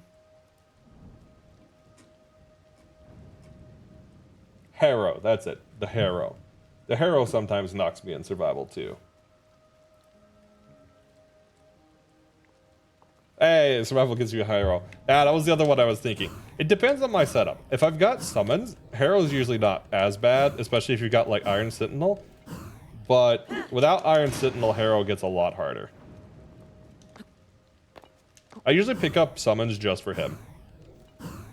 Although summons are kind of busted in survival, honestly. Ixalis is annoying as heck as a boss in Apocalypse.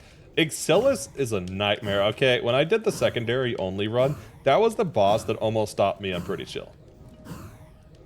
Because, like, oh my god, trying to break the stupid scream phase with pea shooters and, what was it, Nightmare? With fresh characters, so we didn't have, like, Mind's Eye. that was a pain. I don't know why I decided to do fresh character on secondary only in hindsight. I should have just rolled with the characters we had. That made it, like, unnecessarily hard.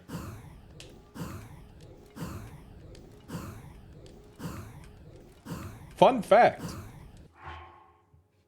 I actually can tell you exactly how much damage it takes to break one Ixalis Scream inside of two-player Nightmare mode. I have this as a statistic written down because that is how stupid this boss was.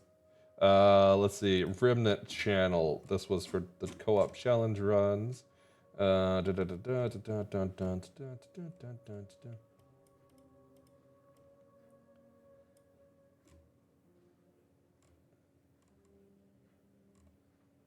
Here we go. So it takes 9,358 damage to break one Scream on the Scream phase on Ixalis and two-player on Nightmare.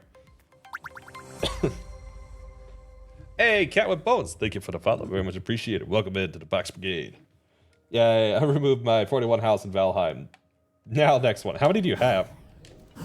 I'm gonna have to stick around to catch you when you hit the R2 final boss now. I probably won't stream my base run, since the people I'm playing with probably won't stream with me. But I will be doing a challenge run on Remnant 2. That is coming... When does that happen? I don't know. I have some other runs that I'm going to get through first, but it is going to show up. It is going to be one of two things. I already know what the run is going to be. I may wind up doing both runs instead of just one, to be honest with you. 75? Just a few, just a few. What trees? There are no trees left. Actually, Arlo, do you play survival much in Rim? I would totally be down for running some survival together if you play survival.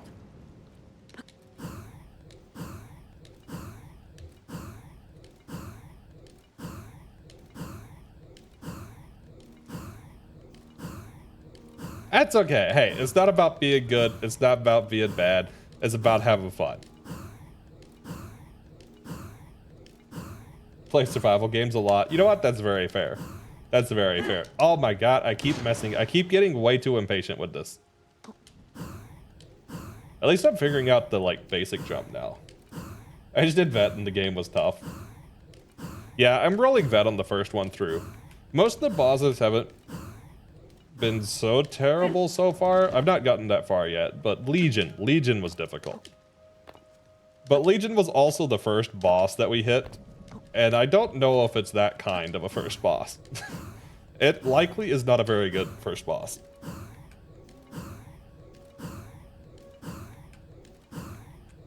I suspect it was meant to be rolled later.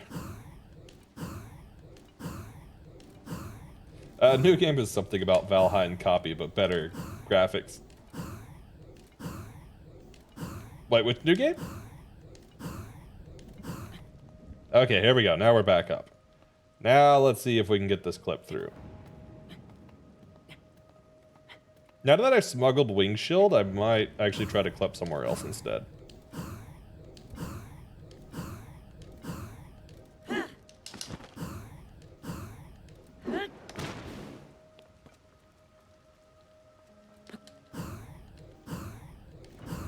Check, hang on, forgot the name. No worries, no worries. That's okay, I'm terrible with names, so I completely understand. Oh my god, I keep going before the arrow is pulled out.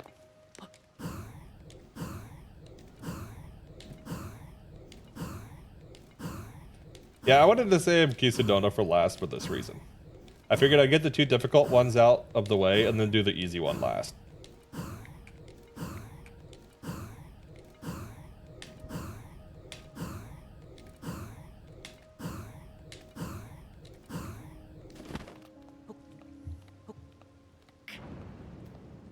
Yeah, I play some survival games, but not as much as some other genres. But Valheim is one that I do like. I think I'm moving. Oh no, I'm still going straight up. Okay, okay. We might be okay to clip then.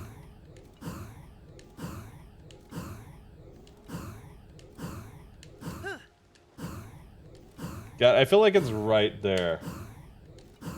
I might pull up the speedrunning video one more time to pull up the reference on how they clip.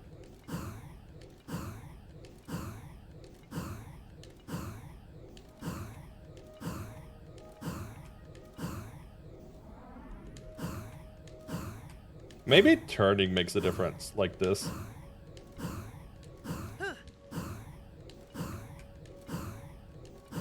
You know what? Alright, let me pull up the speedrunning video. Here we go. Puke, tell me your magic.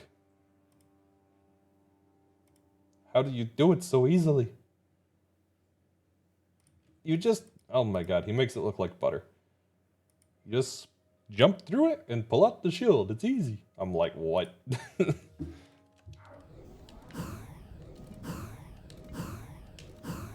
Dude, speedrunners are insane. Their skills are just sometimes on a completely another level. Okay, you know what? He technically got nudged. No.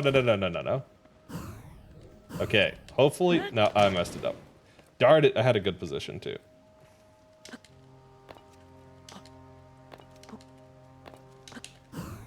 There we go.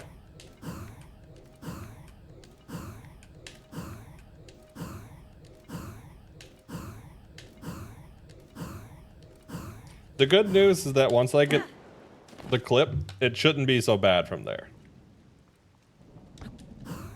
And yes, this clip is technically possible. It just takes a while.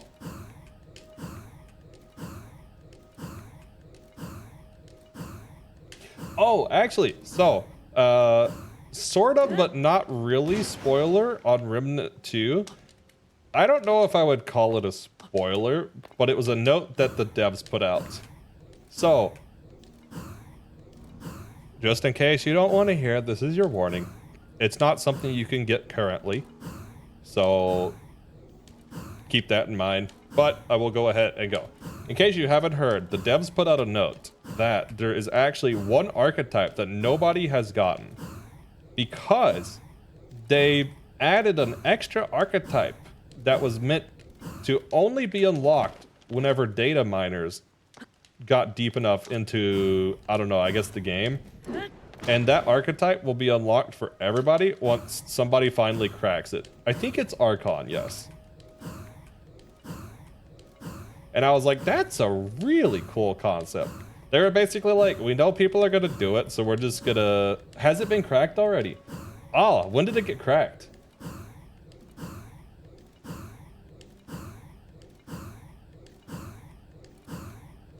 Post-Archon? Is it post-Archon? I don't know, I just saw the note recently about it. Hold on. Google food. Tell me.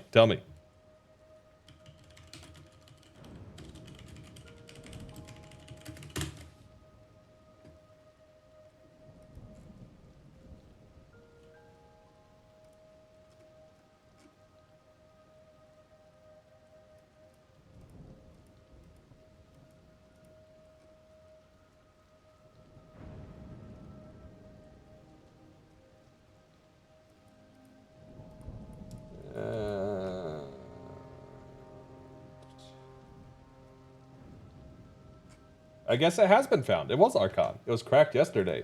Holy cow, these things go fast. It was literally just done. Okay, well, last I heard it wasn't cracked, so that's my bad. Archon was cracked yesterday morning. Mind-numbing how specific it was, but also didn't unlock for anyone but the people who have gone and gotten it for themselves. Ah, I see. My understanding was that it was going to lock for everybody, but it seems it's not the case.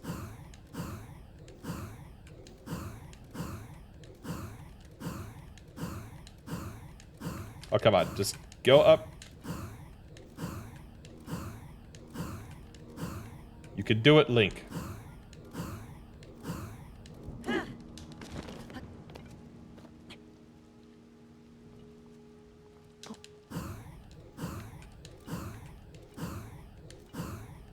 It's very random. It seemed like it. I didn't read the whole way to unlock it, but it was very interesting. You know what? Now that I've got this timing, that jump into the bullet time isn't so bad. It's just really awkward to do it for the first times. I thought that was a really cool way of doing it, though. Like, I was actually really excited about that.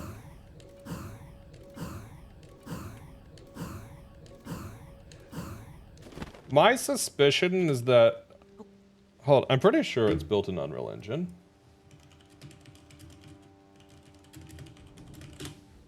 Yeah, Unreal Engine 5. So there is a way to decompile, or I guess depack is a better term. Not really decompile, but depack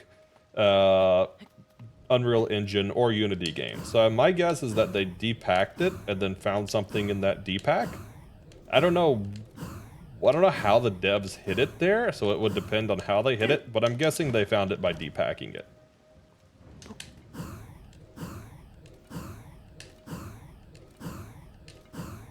But that was a really cool way of doing it, because usually companies are like really upset at data miners. So that was really interesting. Rather than being like, oh no, these people are gonna data mine my game, they're like, yeah, let's get them to data mine and reward them. I was like, that's a very interesting tactic, and I can dig it. You know what? We don't need that anymore.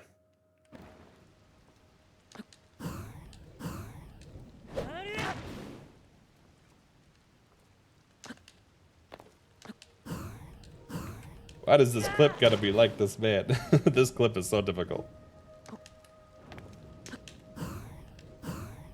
Here's the name of copy game, like Valheim. Enshrouded. I'm gonna add that to my list real quick.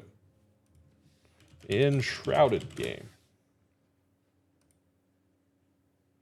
Oh, is this by chance multiplayer? 1060, okay.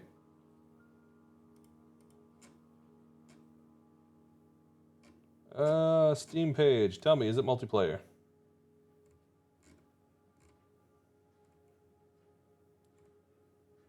Online co-op. Hey. Okay, I'm definitely gonna check that one out. It has 10,000 people on Discord. 60 player. Ah, that's really cool. I'm definitely gonna have to look this one up. Have you ever played Conan Exiles? 100% pain.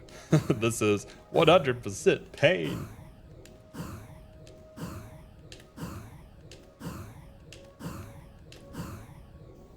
I should just change the category to just chatting at this point. Rim 2 player count is insane.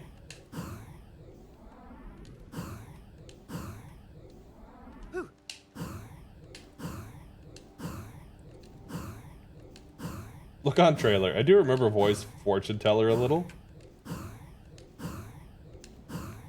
Okay, let me try this clip one more time, then I'll take a check at it. Oh, absolutely deserved. 100% agreed. You know what? I think we're gonna try to clip a different place. From the darkness. Okay, I'm not gonna capture the game or the audio from the trailer because I'm afraid of copyright.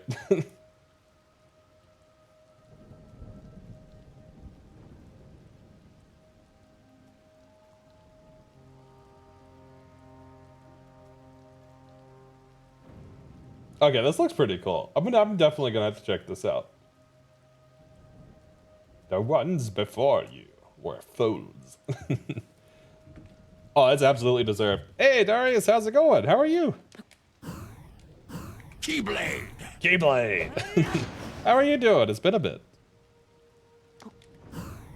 I'll get you a shout out after after I get this attempt. I don't think any of my mods are around there at the moment. Yeah, it is like a fortune teller voice. It's a good voice though. I like the voice they picked. Oh, I don't want to spoil anything, Arlo, but did you hit the cool voice in Yesha? If you know what I'm talking about, you know what I'm talking about. If you don't know what I'm talking about, you probably didn't hit it. Oh, we got it. We clipped. Let's go. We clipped. Okay, okay. Now I just need to figure out how to get from here.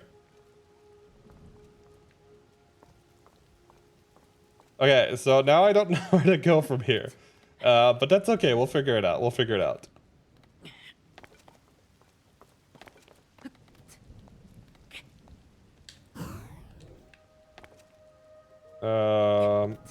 Okay, so there's a wall here.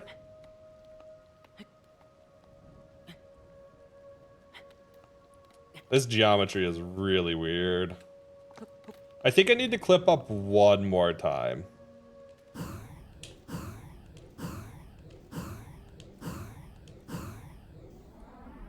I can't see anything.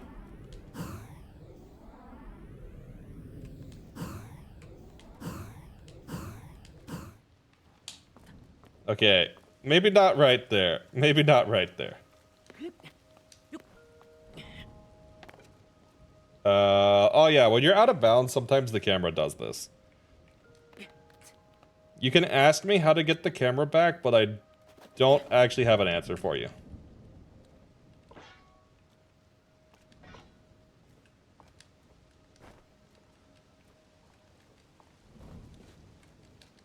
Okay, I'm actually lost. I have no clue where I'm at. Oh, wait. Can we just get up right there?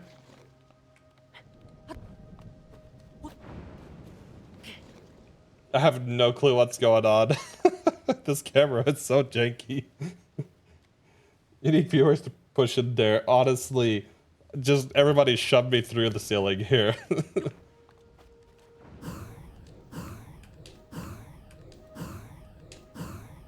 Okay, camera's kinda here. Okay, this could work, so what worlds have you hit? I've only gotten to Yesha so far. I've not been playing that long. I literally just started last night. But I'm excited. I'm excited to continue. Because I do love the game. I will be playing more after stream. But I'm fine with Yesha because Yesha was one of the worlds I quite liked. Oh, that was almost through. That was almost through. I have no clue what is going on, man.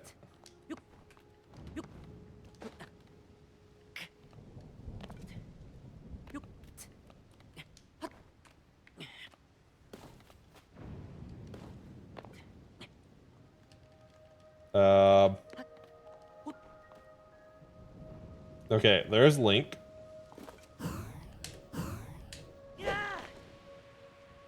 Yesha was my first roll as well. Hey! It was kind of funny. So I'm playing with 2 other people.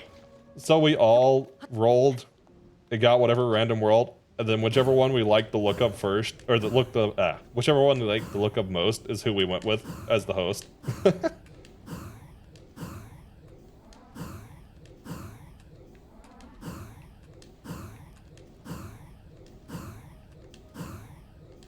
I cannot see. I need to see to be able to clip through.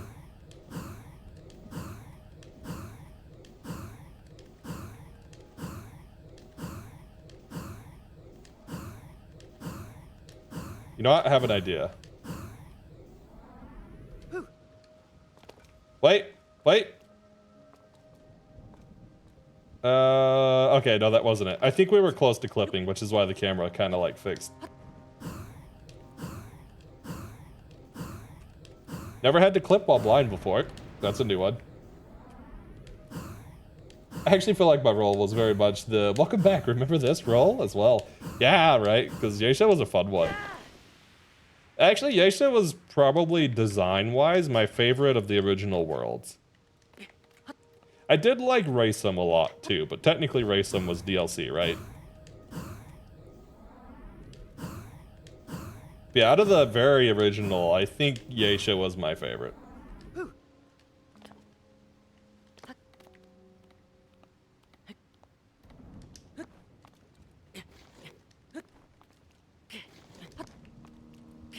I think I clipped somewhere different now.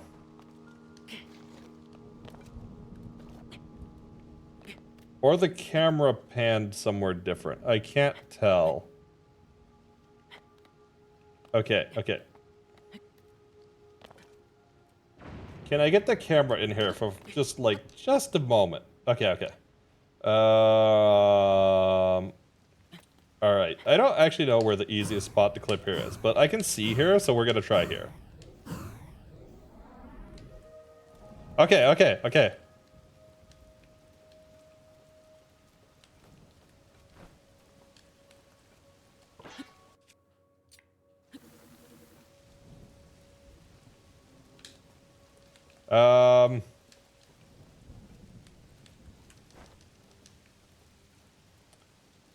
Yes.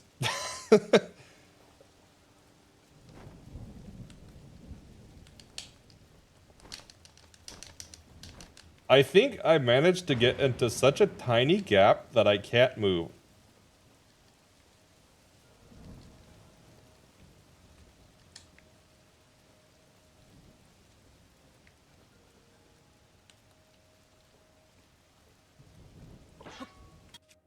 You know what? Maybe I can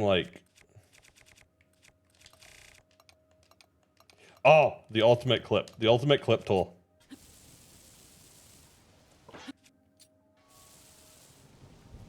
Oh, come on. Just throw it.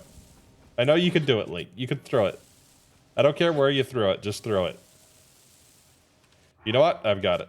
Instead of throwing it... Oh, I can't hold right here. Oh, you know what?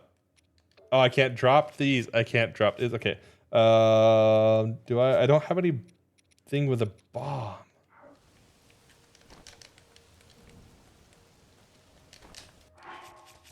If I could get an autosave.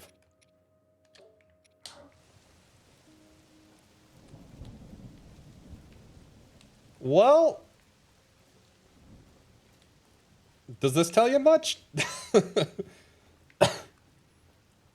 We're really close. We're really, really close.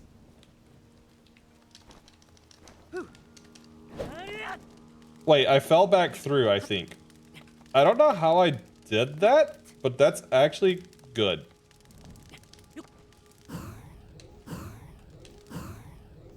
Wait, I set the thing on fire. That's funny. You know how I've added a new map with Magic User. Wait, what? Okay, I've missed some updates, obviously.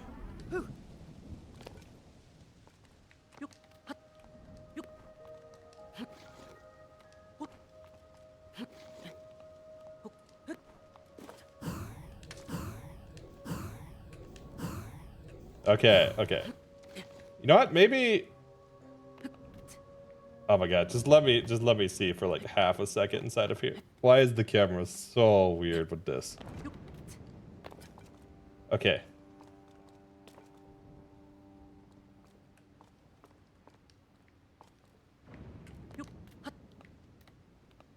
So I want to clip. Okay, if I could see Link, is there anywhere that I could see Link?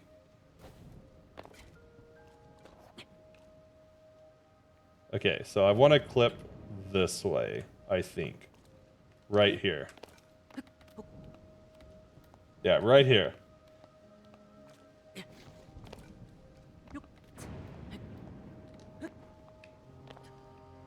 Okay, let's get the camera back inside again. Mistlands and the Ader Chicaner. I don't know how to pronounce that. A-tier chicanery, maybe. So yeah, I'll give you the short of it, Aura. Basically, we have managed to clip through 2 ceilings so far, but I still need to clip 1 more.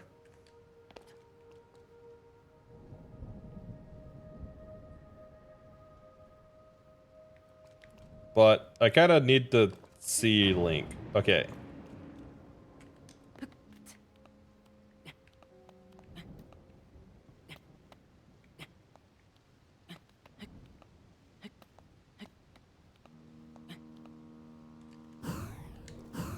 Okay, this might work. Right about here. If I can clip through here.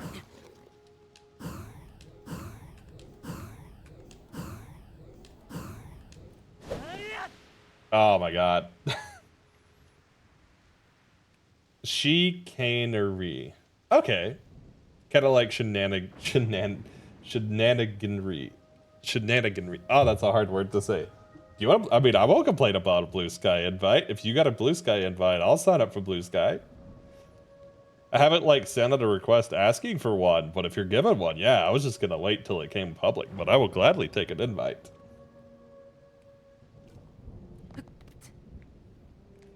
Oh, we almost had camera back. Okay, wait. Camera might be able to get back here. A friend of Saturn has one. Hey. I mean, if they don't mind, then sure. Yeah, feel free. I'd appreciate it.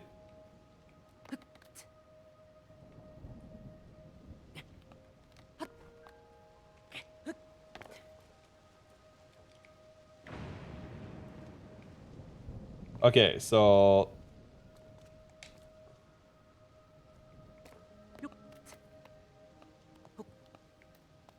Never mind, we were too slow. Those things fly. Yeah, they do go kind of quick, eh?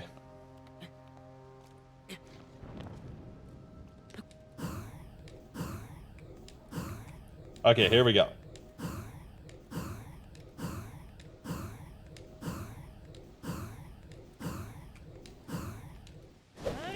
No, I'm right here. Okay. I should get one 2 weeks. We'll save it for you. Hey, I appreciate that. Okay, through the ceiling, Link. Through the ceiling. We're right here. You just need to clip through the ceiling. That's all.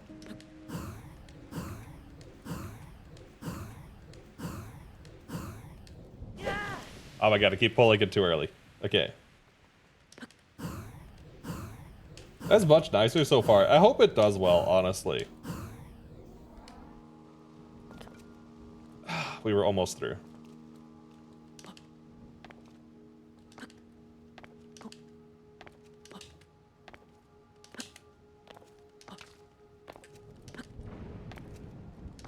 Okay. I'm not able to get this now? Question mark? There we go.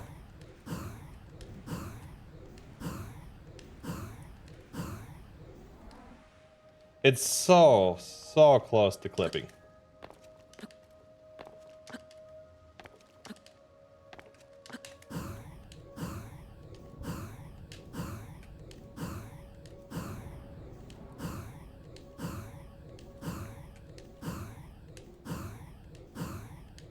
Only been there for 3 days and I love it. How active are the people there so far? Are they pretty active or not yet?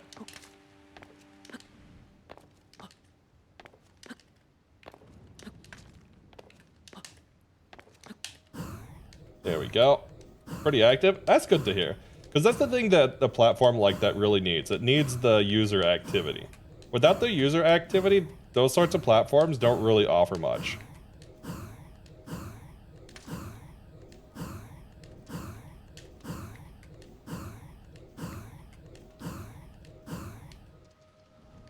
I do wish Remnant had some sort of map marking system though. Blindly hunting things is, that's very valid. I will say though, the 3D map I do quite like. I do feel that that's an improvement over the old map. Also, the map where you warp, that's way better.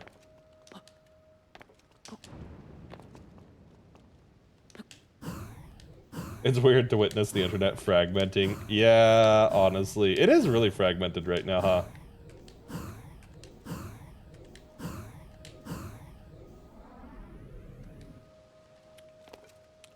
We are so close, dude. We are so close.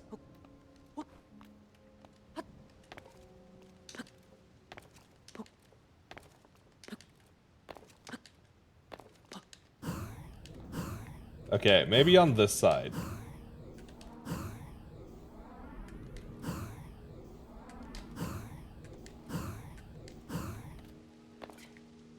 Huh, actually it seems like there's some like kind of piece of geometry there that I hit. I don't know what it was, but it seems like I hit something. You know, I wonder if there's another spot we can clip through. Because that doesn't seem like it's going to work too well. Maybe this side? I say it that accidentally found what I was looking for. Lol. That is funny. The irony. The irony.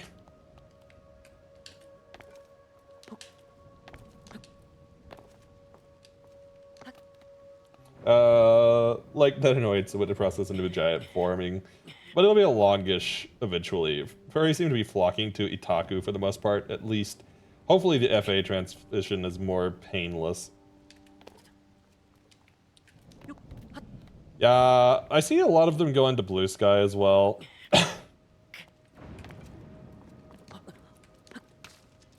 Okay. I may have to clip somewhere different than what I did.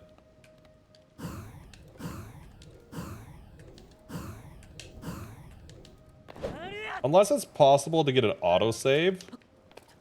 The autosave would be the other thing that could happen.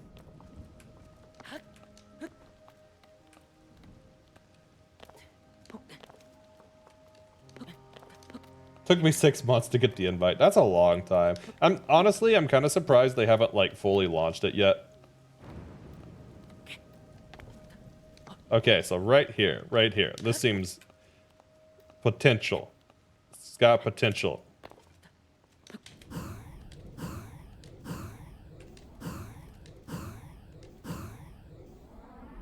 Okay, it would be nice if I could see Link though. I know that's asking for a lot.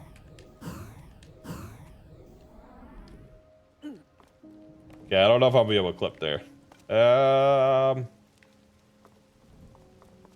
Man, I don't want to get stuck at this last bit. You know what?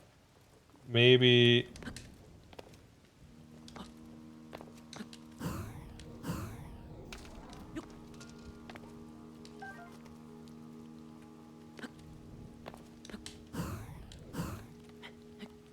Okay, right here.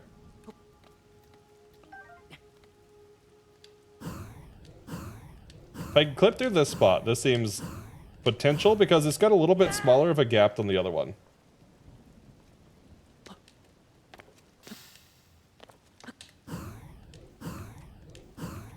Furries were also, way long. It took us a month. But Furries were also on Twitter. Wait. Huh, it kind of clipped through. You know what? We're gonna swap to Spring Chill for just a moment. You know what? I could even perform. There we go. I could even perform this in here to get the Spring Chill. Okay. We're good. Maybe the Spring Chill will be enough to get me through this. Furry's also on Twitter. Furry's on Blue Sky as the transition instead. Maybe Mastodon is too complicated. I don't know. Mastodon's just never caught my eye for some reason. I like probably should make a Mastodon account, but I don't know. I don't know. It's never caught my eye. Oh, there's the spring clipping technique. I wonder if that'll be a thing here. Is there like a really tiny gap anywhere? Oh, you know what? I could probably do this.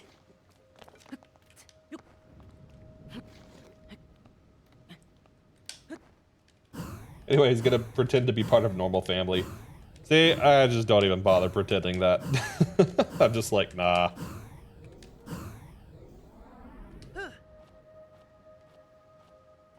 Ew, gross, normal families.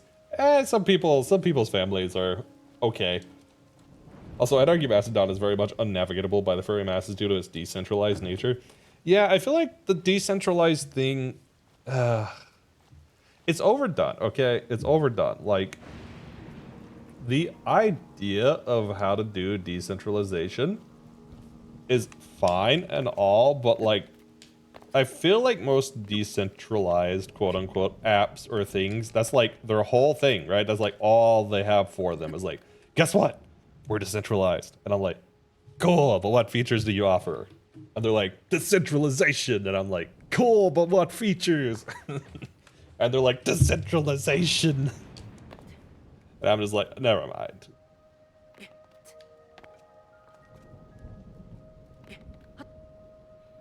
Now I get my other house time, remove it. Oh, best of luck moving it.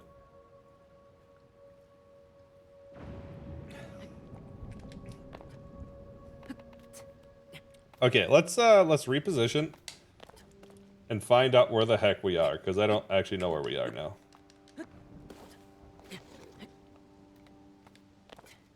Okay, so Dorks, no North Path, thank you for the follow. Very much appreciated. Welcome into the Box Brigade. How the heck do we see Link again? I just need to see Link. How do I see Link?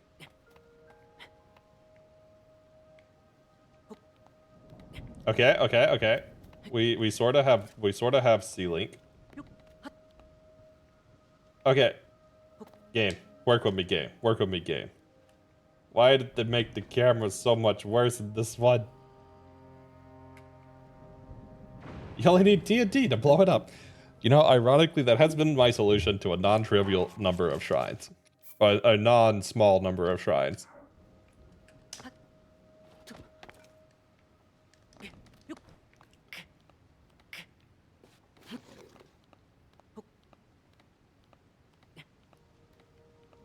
Work with them, game. Wait, what? I'm so lost. Where am I? Okay, there I am.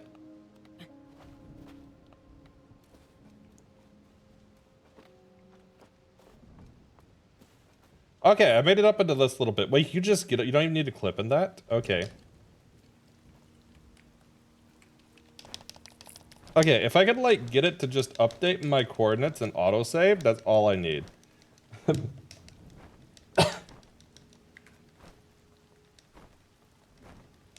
This Lynx does not work, but he does move the tufts.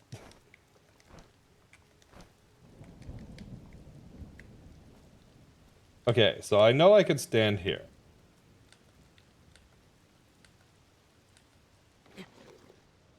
Okay, so that slid me back down.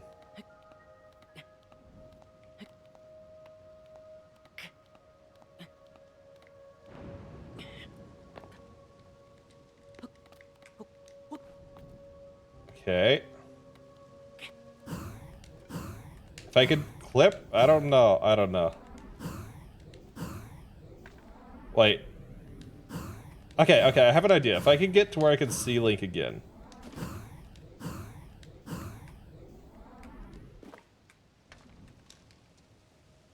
I don't think that quite worked how I wanted it to.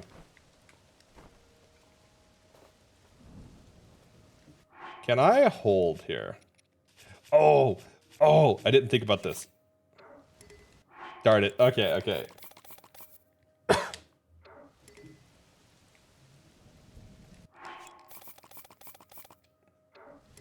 No, I just want to take out the... I think I'm gonna have to clip somewhere else.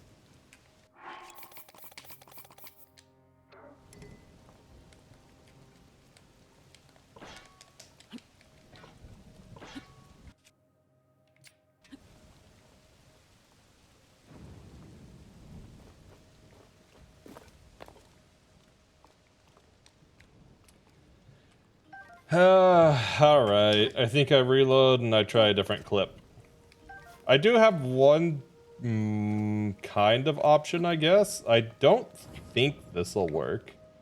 Most likely, I'll just need to find my old location again. But that might be okay. Okay, where am I?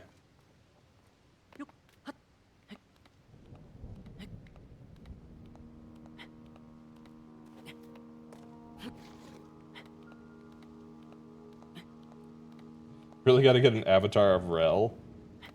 Didn't buy an index for nothing. Man, I want another index again. I miss my index. Okay, so the other option is try to save here and see if this will work with my respawn coordinates. I don't think it set my respawn coordinates properly, but let's move around for a second because it should autosave if I've got the coordinates set.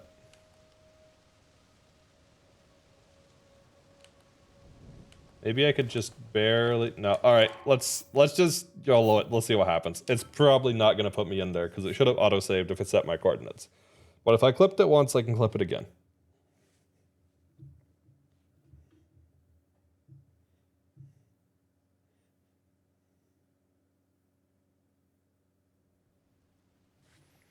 And it didn't. Alright, that's what I was expecting, but I was hoping. Alright, let's load back. Let's load back. Probably like here. I just fit through here saving, went out on the newest gen PC tech, future-proofed everything, got an index, like... Okay, so I had an index, but I moved countries. And when I moved countries, I sold it because I didn't want to carry it with... Because I was really afraid of breaking it.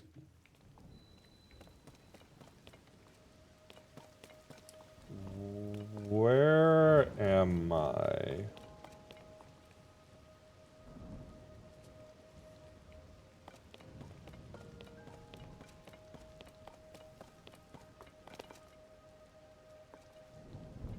You know, maybe I'll just try to clip from underneath. Let's do that. Let's try to clip from underneath. I dropped around 6K and I have no regret. I very much would also like to escape the US, but like, no skills for making a visa easy. Yeah, that's valid. That's valid. That is where I left from. It was like borderline necessity.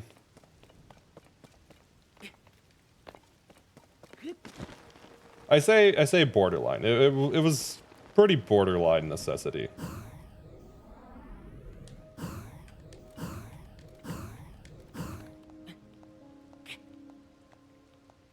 Okay, let's go around this way.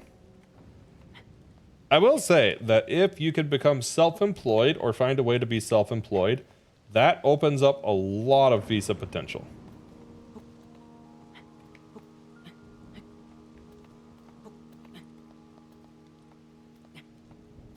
And certain countries are very lenient with the self-employed bit. It really depends.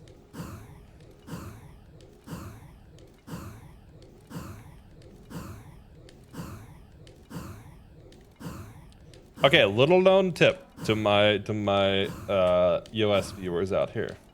The Netherlands has a special visa for US citizens. I would, if you really want to get away, I would advise looking into it. I did not go to Netherlands, but it was on my list of potentials.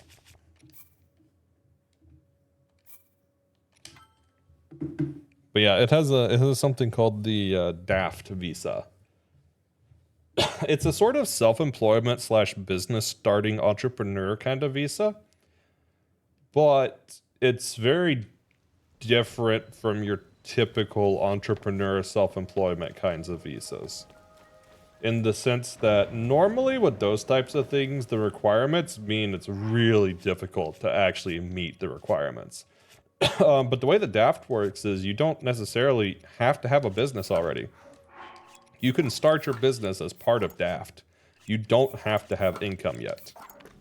You have to have a little money, mostly so you can support yourself, and you have to invest a small bit into the Dutch economy. But generally speaking, it is a lot easier than the majority of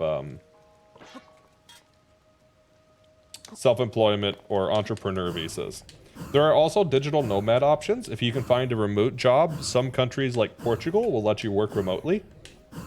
I will say this: there are more options out there than you might first expect. Are they easy? Probably not. Are they viable? Probably more so than you'd think. Reference: I spent a lot of time on this stuff.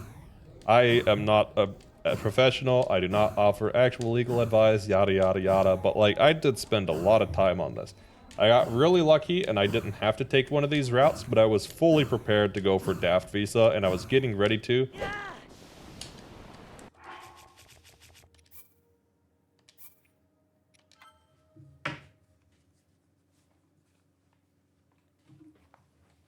But yeah, the term of business is very loose. You don't have to start up a like monopolistic business or some huge multi-million corp for Daft. You can literally be like a self-employed artist, and if you file yourself as a business, that's good enough. As long as you can like, you know, not be on the streets with your own income.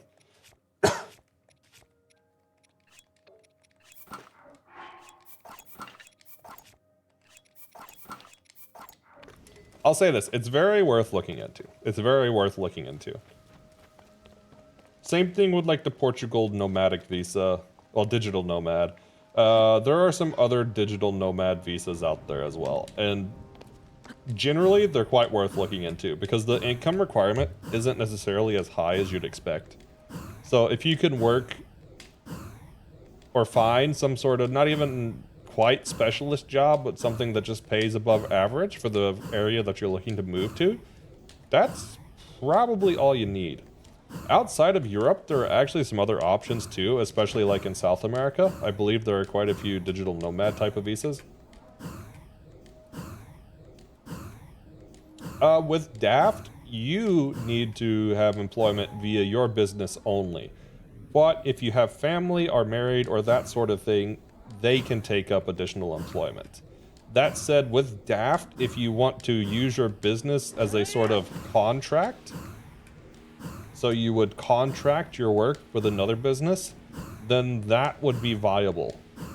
So let's suppose that you file a business for Daft and you have another company that wants to work with you, but you're not considered a full-time employee. Instead, they write the work that you do out in a contract. That would be valid. There are some criteria around it, and I'm not completely 100% on all the requirements. So it's, I think you can't be funded by a single corporation for Daft. I think you have to have more than one client, although I could be wrong on that. But with like the digital nomads, I think you can take up employment. It would depend on the country and the particular digital nomad visa, but it's very worth looking into is the point. It is very worth looking into.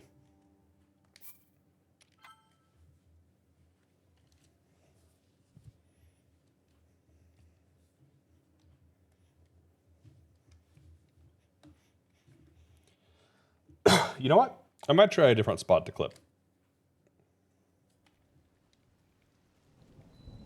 Yeah, my thing was I just say that it's very worth looking into. There's probably more options that you might think, and if you don't have a degree, for example, that doesn't instantly put you out of the potential to immigrate elsewhere. It may not be as easy if you had a degree as if you had a degree, but there is still potential, and it's definitely worth looking into, I think.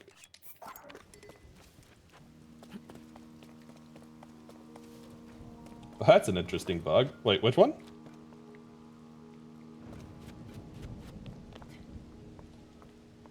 My class ability has fused with a living enemy and is now a whole nightmare entity. Wait, in what game? You know, we're gonna clip up through this one more time. I think maybe once I get through this first bit, there might be a different spot that I can clip. Remnant 2. Huh.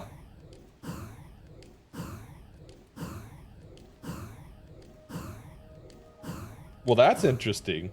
I have noticed a couple of things so far. I managed to bug out the character creator. But that's kind of just me. I bug like everything I touch.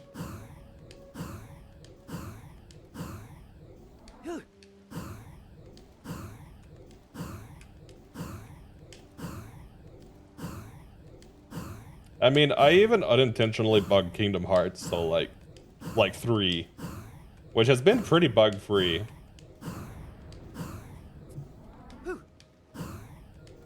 Okay, you know what? I should have clipped how I got through.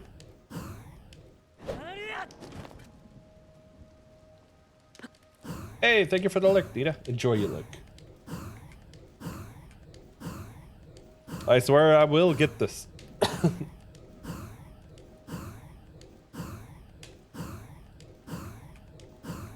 I think I understand better where I should clip once I'm up, though.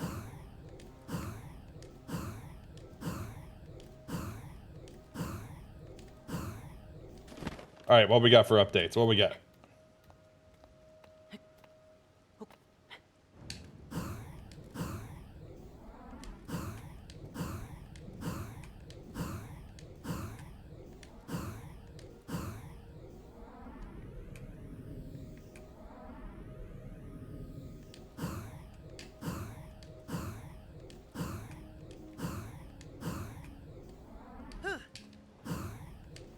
I shot the enemy, which was, up to that point, passive for some reason.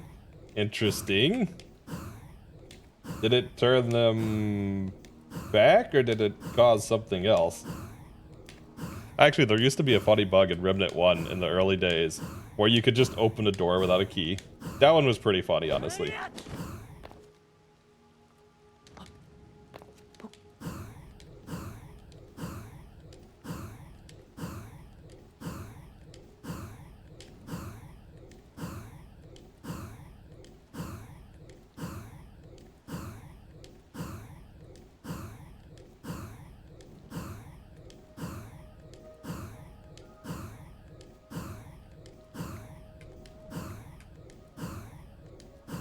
Okay, come on.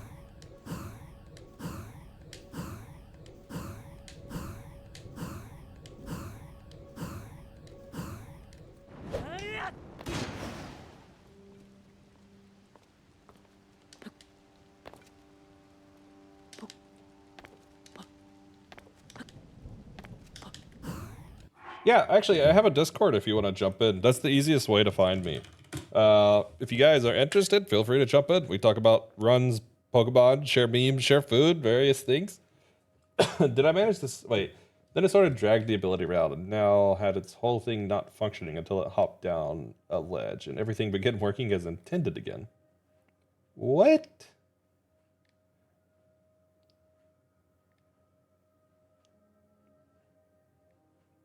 Okay, yeah, that's strange. That one might be interesting to share with the devs. It'd be like, what's up with this? Isn't the main lead like Ben Curtin? Awesome, thank you. I will accept in a moment.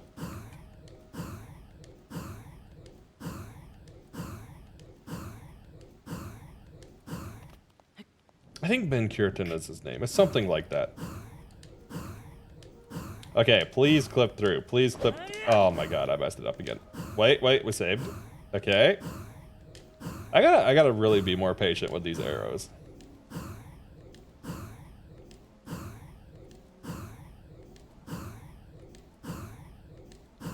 Odd friendship there. Await the bitely leaks. The toughs are contemplating. Okay. After this. I get into the zone and I just want to like get these. This one has been plaguing me because this shrine has been ridiculously difficult.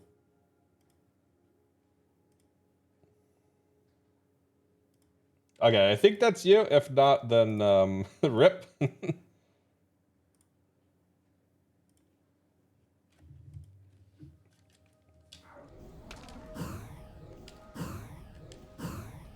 Now I noms. Pizza, taco, pizza. Wait, what? Pizza tacos? Okay, it was you then. Awesome. It's not some random person then. Man, that's one thing. Discord used to be so good about not having random, like, spam people. But over the years, I've noticed there's been a slight increase in the amount of spam accounts on there.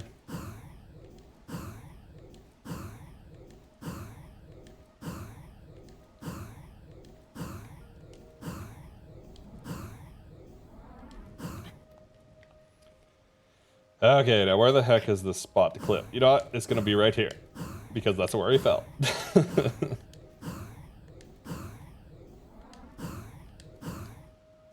Oh, while. It was there. It was about to do it.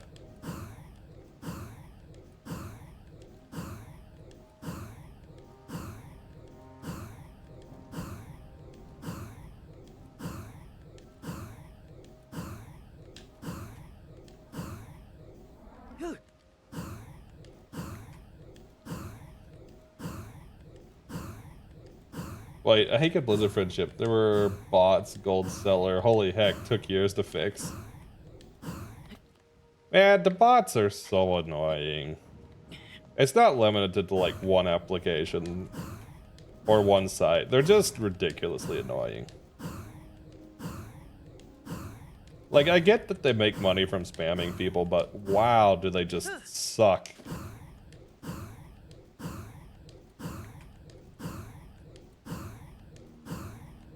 Like, the reason for them to exist is because they make money off them. But still, it just sucks.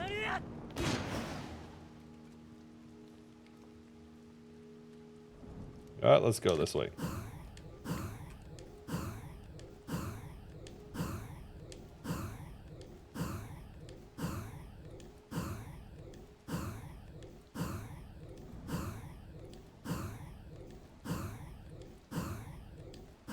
Right.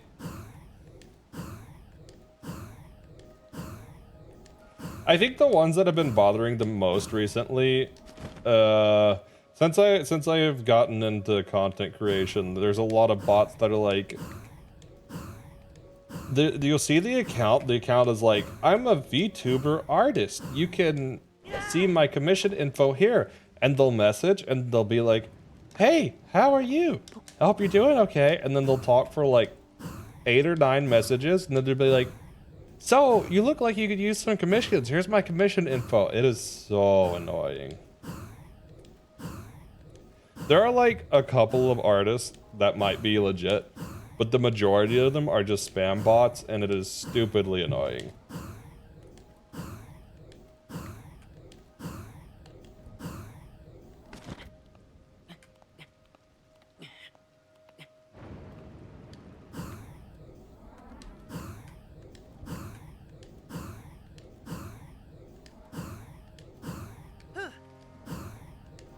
We were so close. We were so close.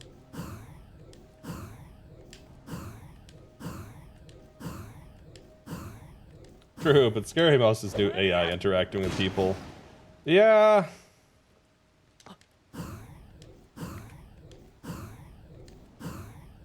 There are some telltale signs that it's AI. I find that the longer a conversation goes on, the more... well, the easier it is to tell what is an AI. Like, it's just, you know, a normal person remembers a lot more context. AI can remember context, but like, I don't know, it just doesn't do it naturally, I guess is the way to explain it. You seen AI Asmongold? No, I haven't really watched any Asmongold, to be honest with you.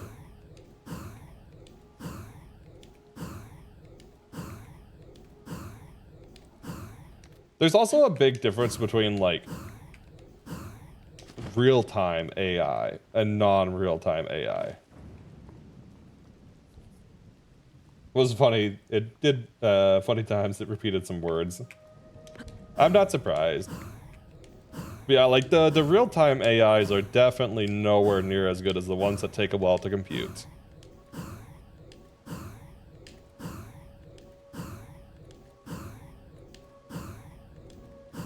Not that they're bad. I mean, they are pretty impressive for what they are.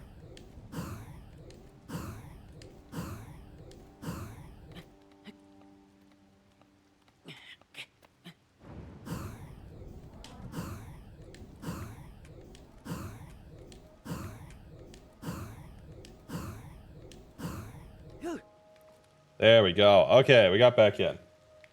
Well, that was faster than the last time, at least. Nita! Thank you for the sub. Thank you very much. And welcome back in to the Box Brigade. I dub thee a Box Knight. 11 months, holy cow. I guess it would be about that, yeah, huh? But thank you again, honestly. Wait, it goes right back to here? This is where it goes to? Oh, no. Okay. I think I will need to clip like here then.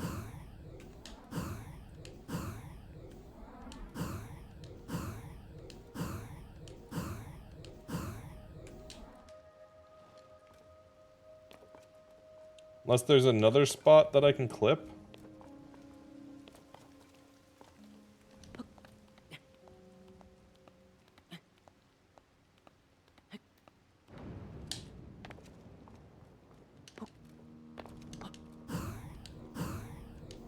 I don't know. I feel like I have to clip through here. Partial clipping. Successful. Yeah.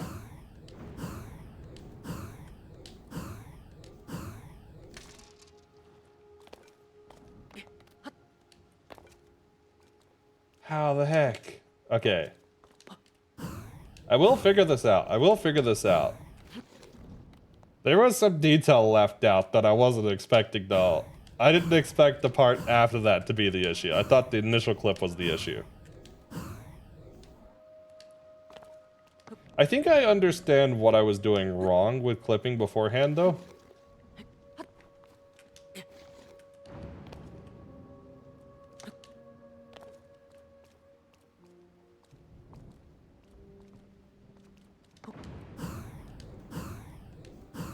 I think I don't need to wait till I reach the peak of my height. I think I need to do it while I'm still raising. This camera really sucks. This camera does suck. Like, no joke.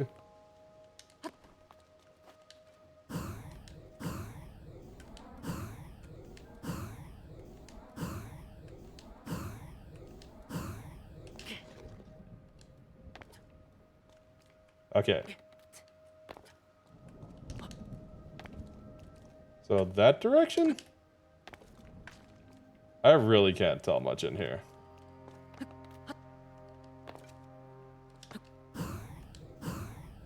Okay, so this is the right direction.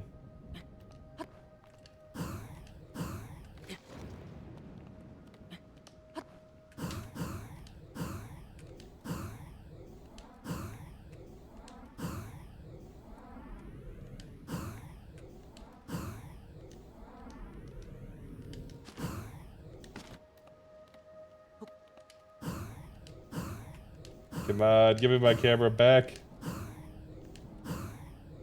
It's like the same. It is, it is. I think I either need to figure out how to clip through this, or I need to find another spot to clip through.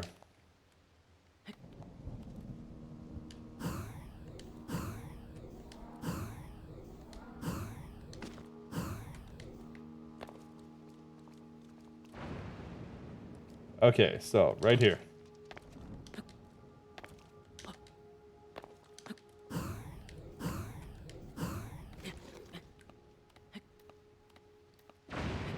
Yeah, I knew it would.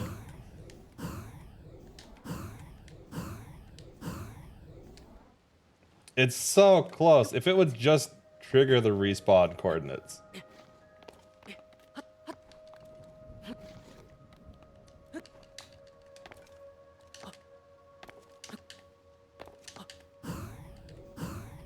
Because that really would be the other option. If it updates the respawn coordinates, then it'll give me an autosave. Which there is a chance of that happening here.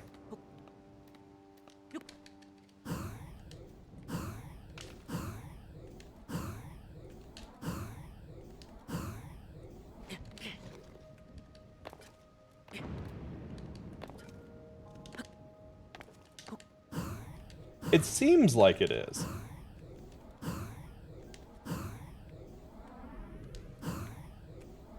It's just really hard to clip without being able to see.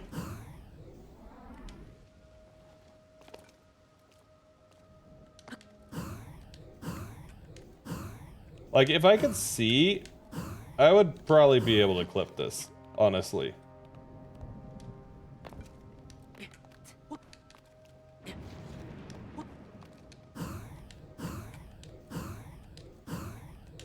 But there's not really a good way to like turn the camera to be able to see during this.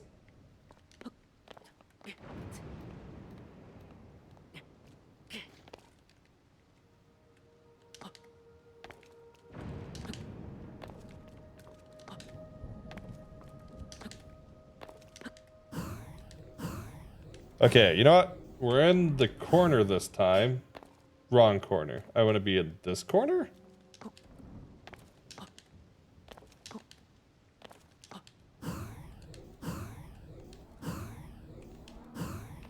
Yeah, this corner. This is what I want to do.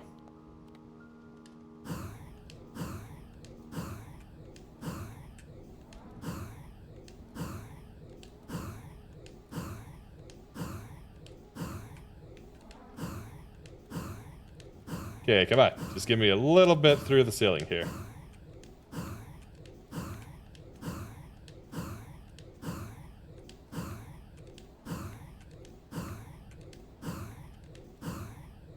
Okay, maybe let me see. God, I just can't see in here. You know what? Let's look. Okay, so the other option would be to clip right there. Where did I initially clip through? I clipped through right there, so it would be behind it.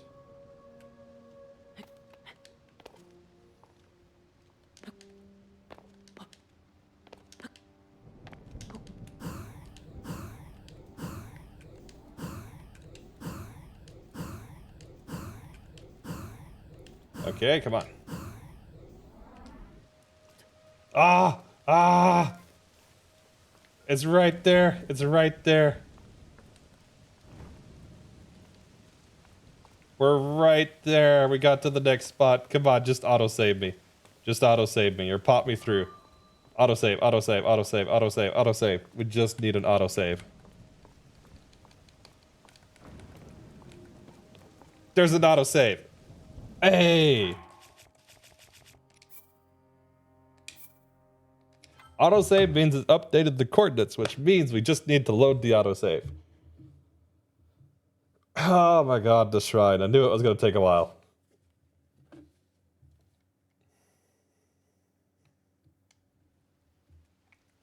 Look at it. There we go. We're in. This shrine took so long, dude. That was a really difficult clip. Holy heck, that was a really difficult clip. Ah, that feels good. That feels good. I'm so glad that one's over with.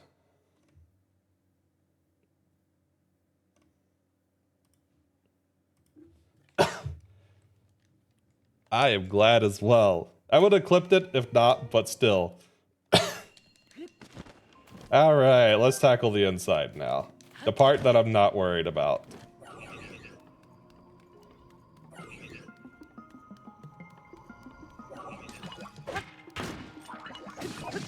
Honestly, I should have just ate some attack food before I came in, but that's okay. Ah! Somebody fish! Wait, why didn't I get knocked over? Okay, something went wrong there.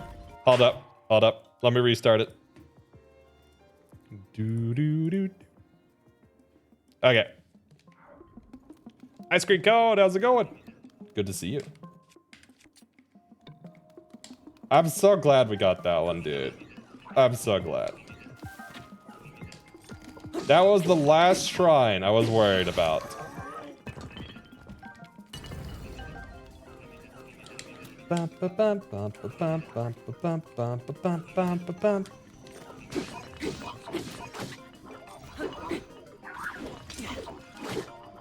You know what? There.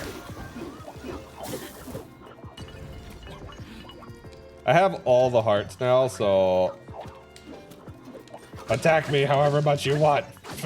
Try and take me down, but I'm too mighty. Also, how many arrows?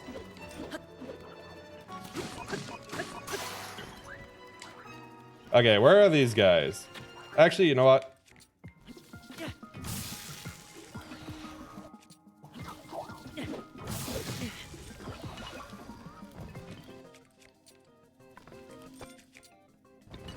I think this one's the only one left.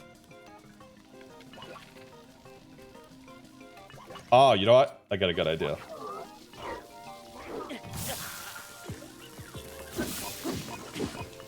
Wow, that one does a lot.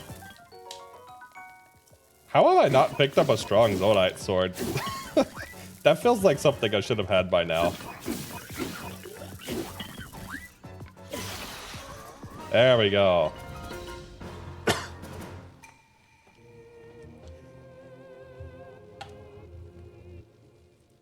Do do do do.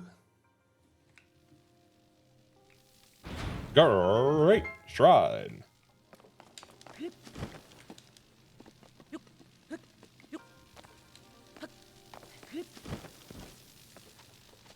Ah, I'm so happy this one's over with. This one was a struggle. And with that, we have one shrine. One shrine, the whole thing is complete.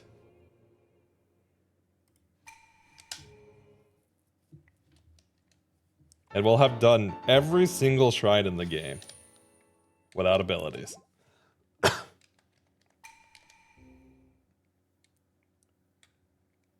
Took a lot of times. This wasn't the first stream I tried to clip this one either. This was like the third stream I tried to clip into this one. Yeah, this one took a lot. This one took a lot of time. It was honestly made way more difficult just by the fact the freaking cloud is still here. If the cloud wasn't here, this would have been so much easier. I mean, not that it wouldn't have been difficult. It just would have been a lot easier. All right, so. To anybody that had watched this shrine, is Fishman here? I really hope Fishman is here because I want him to see this. Ah, he's not here. Okay, I'll have to send Fishman here later. I have bad news. I filled all chests with too much materials. No. All right, so the shield doesn't matter. I'm just setting up for style points. So, the last shrine. This one stumped me. This one took a lot of thought. No joke. I have spent over 12 hours on this stupid shrine. There have been so many ideas I have had for this one shrine. Kisinona. I will walk in one time. I will explain the issue. And then I will reload, and I will show you how easy it is. And then I will explain why it works. So, let's start with explaining the issue. Why is this a difficult shrine? Basically, by default, you're supposed to attach these and rotate them with this and light all of these at once. You might think, hey, you could use something like a fan. And you kinda can. But no matter what I tried, I could not get all of these to spin at the same time. You do have two fans. I tried a lot of stupid stuff. I even tried, okay. I did try metal pipe. I have like 300 each chest material on it. Hey, that's a lot. So to give you an idea, I even tried something as stupid as throwing the fan out of the shrine entrance to cause the fan to despawn so I could get a third fan. That did not work, but it was a fun try. I thought it could work. You can get it partially through. You can even, like, fan gust it. Or more than fan gust, you can actually, like, throw a bomb at it. But that doesn't push it through. But if you manage to despawn one of these, the second one will spawn. Like, that's how far I went to the shrine. I even tried to figure out a clip to the shrine. So, let me show you the stupid solution I came up with and how simple it is. And just keep in mind, it took me 12 hours to figure this out. It does not look like it should have taken 12 hours to figure this out. So, go.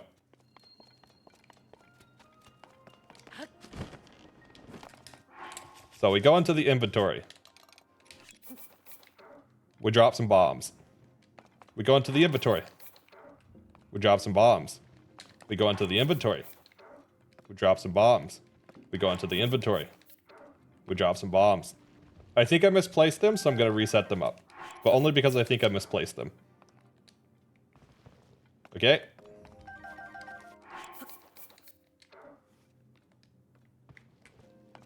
We walk back.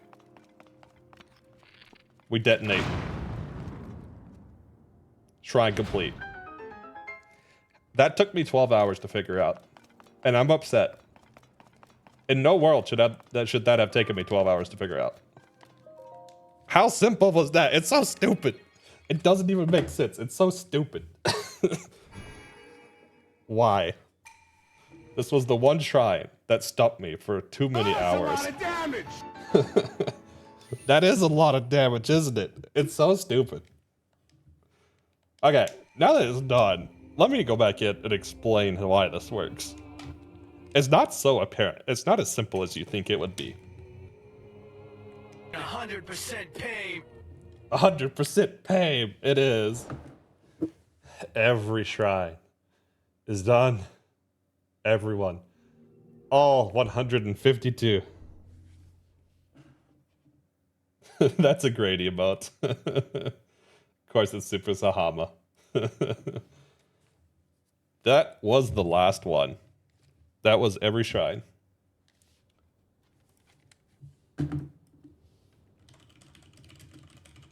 Challenge complete. A flawless run.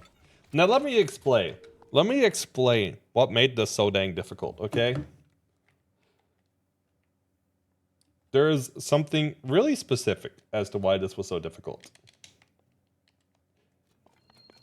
Watch what happens, okay? If I throw a bomb. I throw a bomb. Guess what? It didn't move. It didn't light up. Now watch this, okay? I dropped 3 bombs. It didn't light up. It didn't move. The secret is, it did. Let me drop 4 bombs.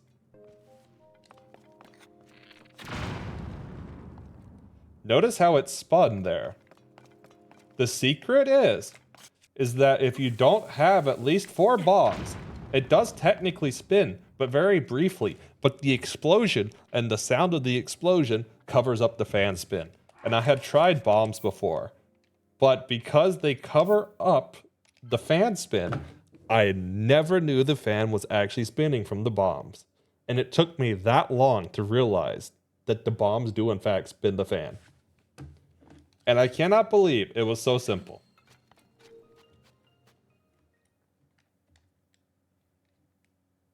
Like, it should not be that simple.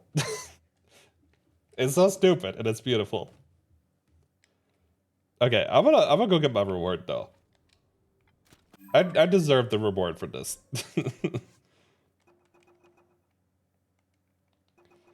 Alright, where the heck is the quest for this? Oh, do I not get a... Oh, maybe it's a side adventure. Shrine quest?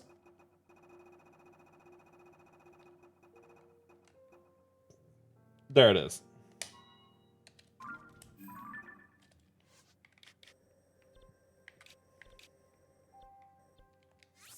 Of course, we can't just warp to the Temple of Time. Yeah, I'm so upset at that shrine. Like, no joke. I'm still upset at that shrine.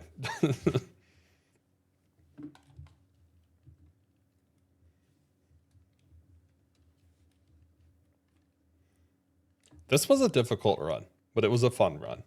The only thing that was not fun was probably... what the heck was it called? This shrine. Joniu. This was the only one that I legitimately did not enjoy playing. That shrine did not spark joy. It was not fun. Every other shrine was great. That one just had no redeeming factor whatsoever. I didn't even feel good about beating it. I just felt upset the whole time. Even after I beat it, I felt upset. That shrine sucked. Every other shrine was great. And what's stupid is that shrine is super simple in a normal playthrough. Just not without abilities.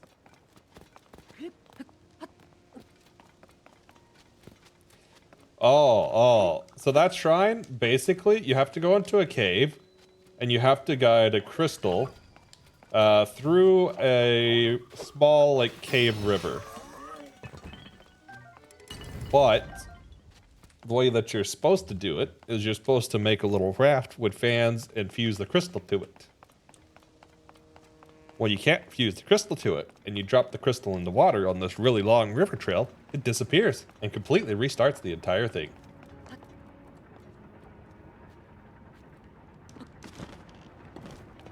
That one did not spark joy. Let's use our old trick of getting up.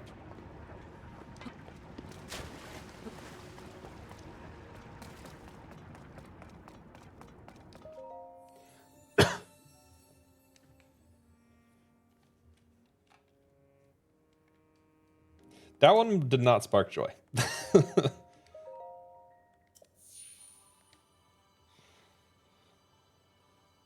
All right, so let's see what we get, and then I'll announce the next runs, and then we'll play around for a tad bit with the 2 leftover towers, because I think I can get into them now. And then after that, we will raid out. All right, what do we get? This better be good. That's pretty good. That's pretty good. Oh, it's Zonai Link. That's pretty good. That's pretty good.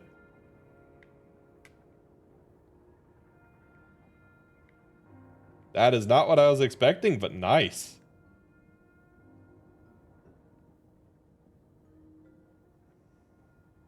I haven't actually completed all the shrines yet, so this is the first time I've completed the shrines. Nice. Oh yeah, save. Good point. Let's save. Alright, so let's announce the upcoming runs. And after I announce the upcoming runs, we'll go to the other 2 towers and see if we can tackle them as well.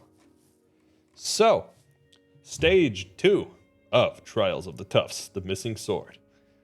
Coming soon is Tears of the Kingdom, all dungeons without abilities.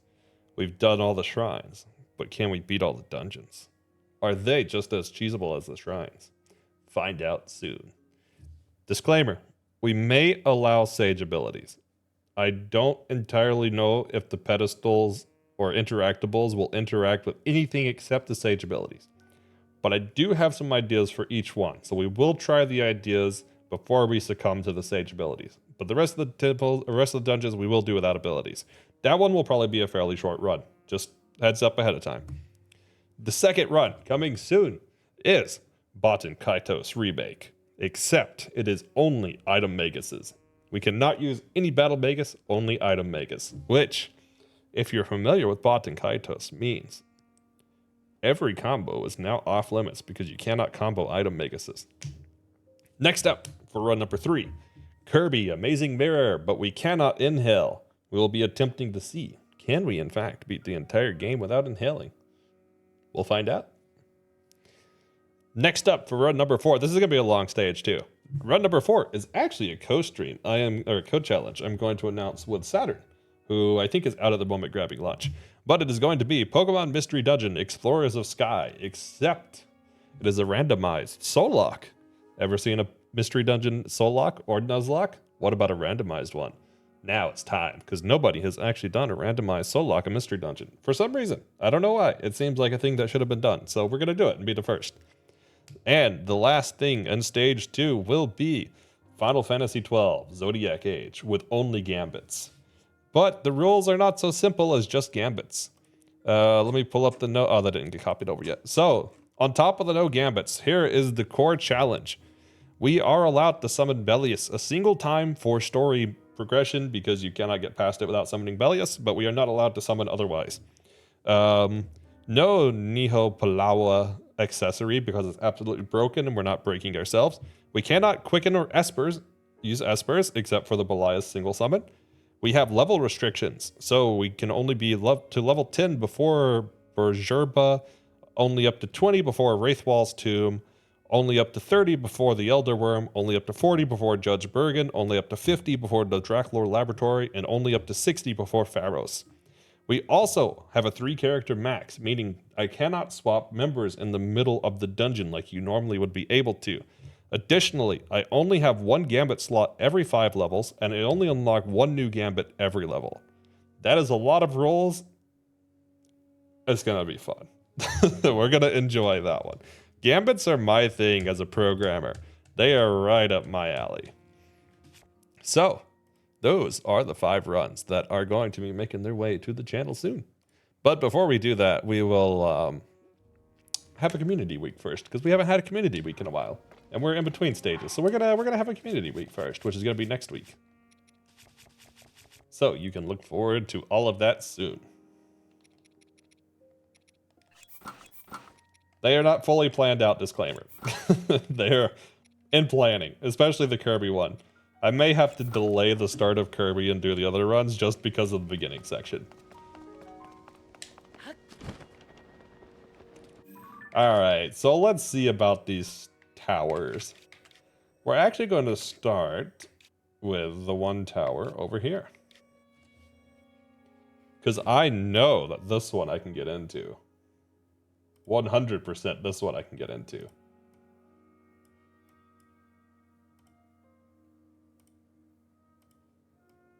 Alright, so it is... We need to go to that cave right there. This is going to be easier to actually... Do we have a sky one? You know what? We'll go to Mayasiar. It'll be easier to go from Mayasiar to here.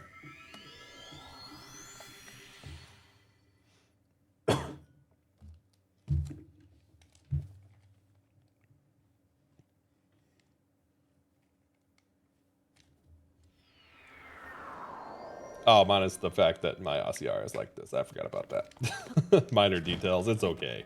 Minor details.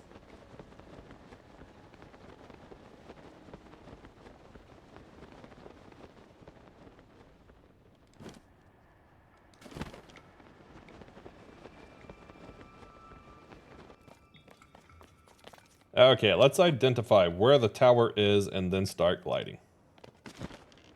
It is this direction.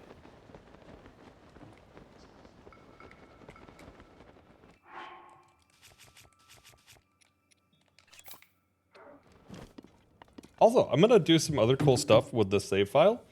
I might pull some of these onto Twitch briefly. But if I pull them onto Twitch briefly, they're not going to be like a run or anything. But I'm going to probably do a Zonai device series of interesting creations. I have an idea for what I want to do. I don't think it's been done. I don't know if it's possible, but we're gonna attempt it. It has piqued my interest, so we're actually gonna play with the abilities in upcoming stuff.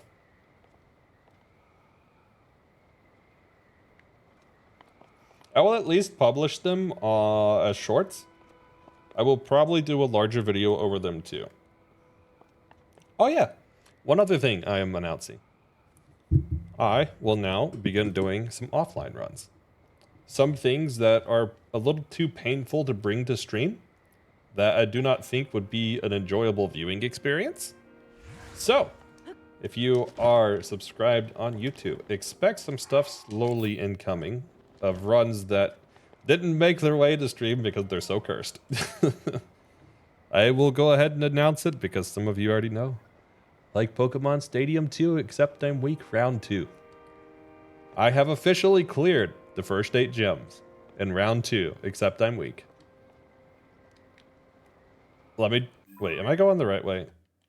Okay, I'm going the right way. Let me just say. That one's not going to be soon. It took me this long to clear the 8 gems. I've got like... Hang on. How many recordings? Ah! OBS captures. Stadium 2, round 2. Yeah, I already have like 26 captures. I have 100 gigabytes of footage already just clearing the gym leaders. So, and that's just the Johto gym leaders. That's not the Kanto one. So we're just to the Elite Four.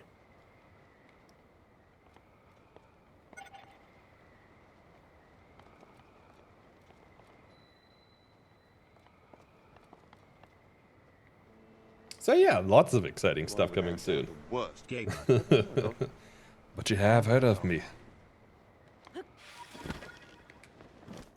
You are without a doubt the worst gamer I've ever heard of. But you have heard of me. Aye. Yeah, the cutes. Raided with the cutes. How could this happen? Wait, I'm going the wrong way. Wow. That was fitting because I'm going the wrong way. That is very like me, to be honest.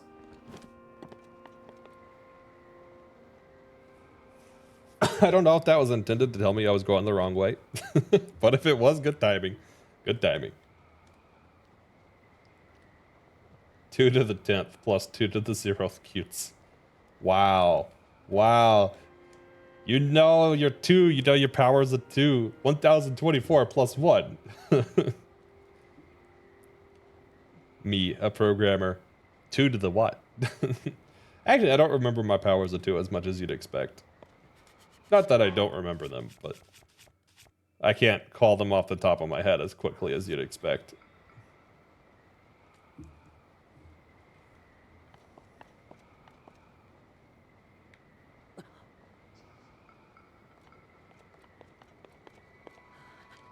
$1K cute plus 1. It's a kill-a-cute. Okay, that I can dig. That I can dig. That's pretty good. Make a cute win.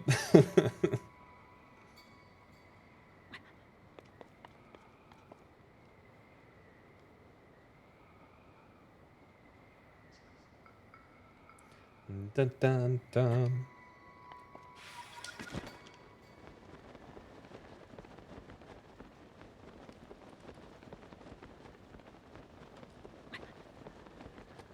These are so hard to trip. Honestly, in hindsight, I should have just warped to the shrine in that direction and then came here. That would have been a lot faster.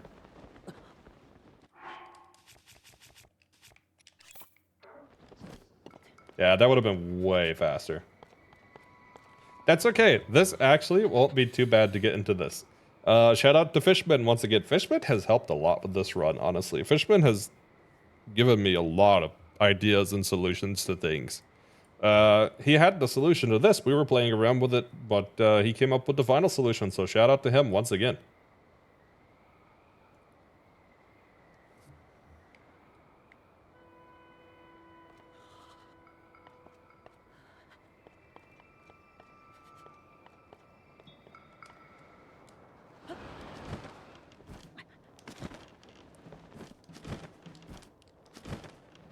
So, how do we get into this one? We can't melt the snow. So we're not gonna melt the snow. Last time, if you were here, we played around with clipping into it. As it would turn out, that is indeed possible. Not quite how I was doing it before. Okay, I'm gonna need more bombs, so like, this is my bomb. I'm gonna need more for the dungeons run.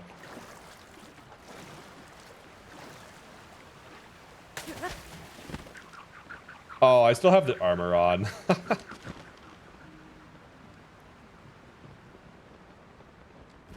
Okay.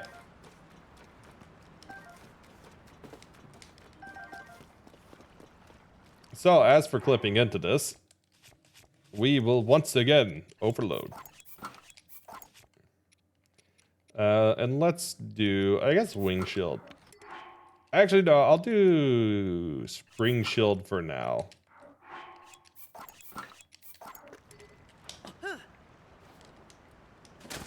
Okay, so with spring shield.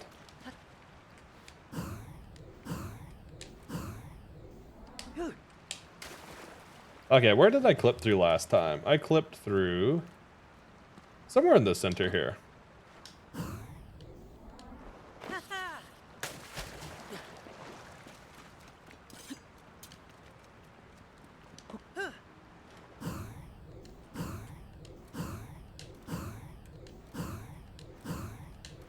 Come on, get me through the ceiling. Yeah, maybe I should revert to wing, I guess. Just for getting through, and then I can overload wing. I can overload spring again once they get up.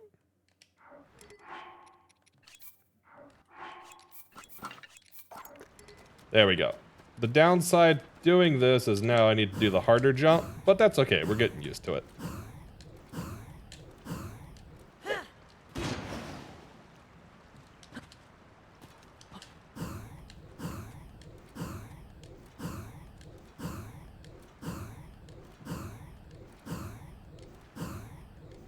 Alright, so once we get to the ceiling, we just need to get through the ceiling. There we go. And after being through the ceiling, we just need to get a little higher up. So we can once again use the same trick. Although it does become a little bit harder without the spring shield for this part. Because we need to get up higher than we previously did.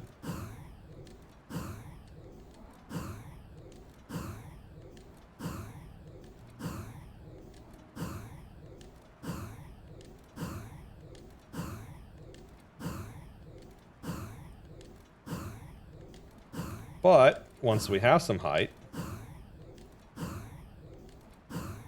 we can glide over into the right direction, get some distance over, which does take a little bit because you lose a lot of height doing this.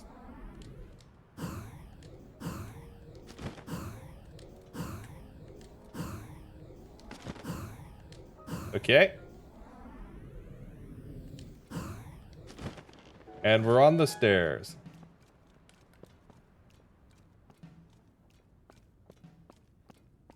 And now that we're on the stairs, all we need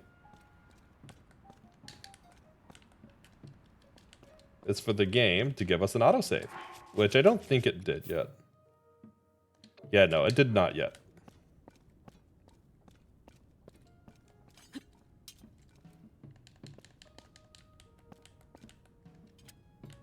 We can actually stand on the stairs, but then we get unbearable cold unless we're like right here for some reason.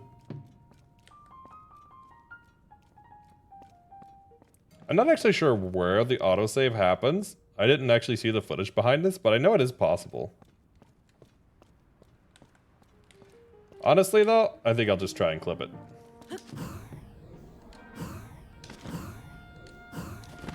Which should be easier with Wing Shield.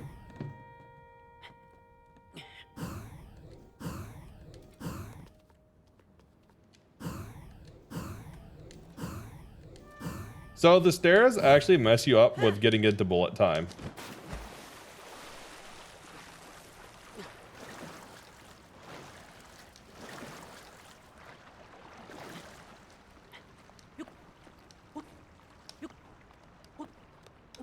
Which is the issue.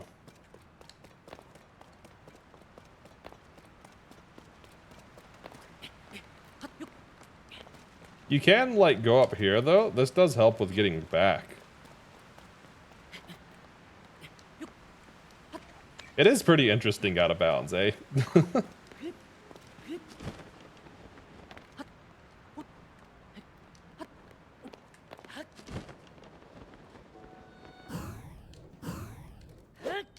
No, no, no, no, no, no. Oh my god.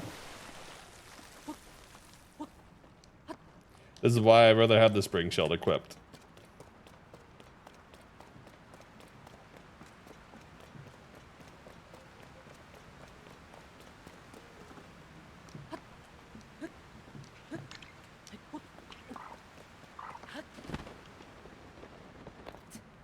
Also, you still get the weird camera thing here as well, which is pretty interesting. It's not limited to where we were.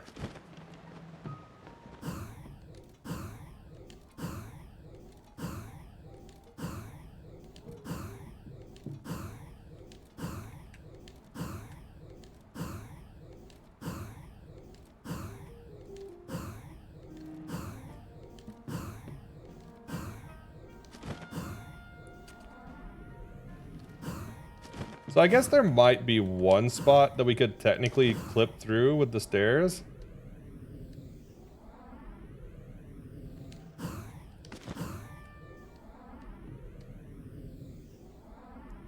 Yeah, it has to be in this bubble.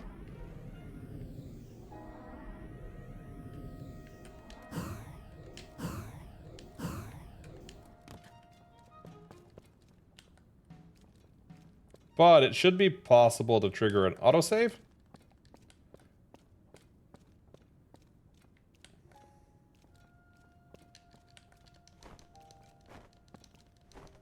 I don't know where, but I know it is doable.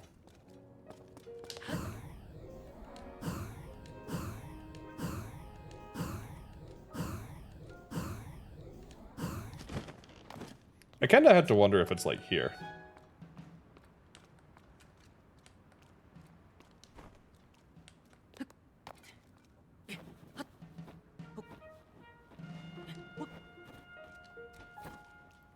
That would be funny if it was here.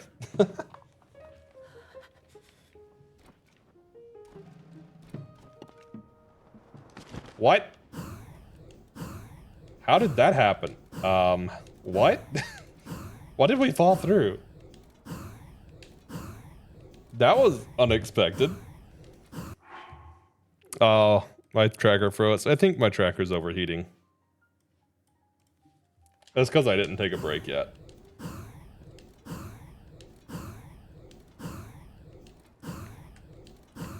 But it was through, like, it wasn't off the back, I don't think. I guess it was. It didn't seem like it, but I guess it is.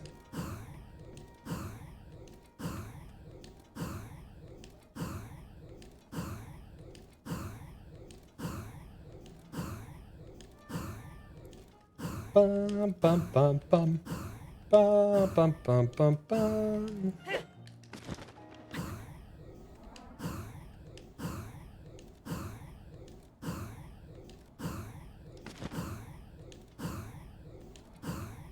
I did try to clip from the underside as well. This does not seem like it's clippable.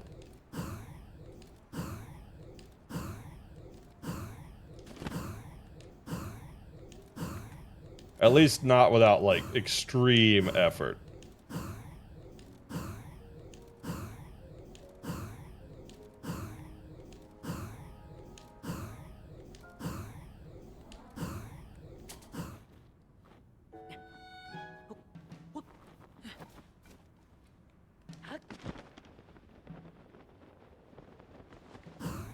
Why did my camera get stuck? Oh my god. Okay, let's go this way.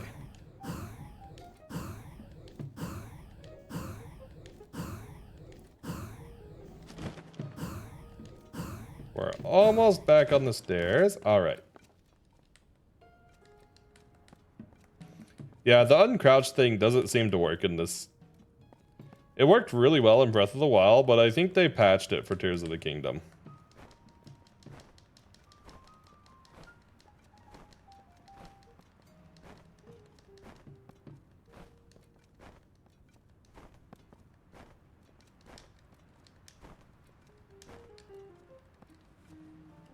Hang on, let me see if there was a message about this, because I kind of think there was.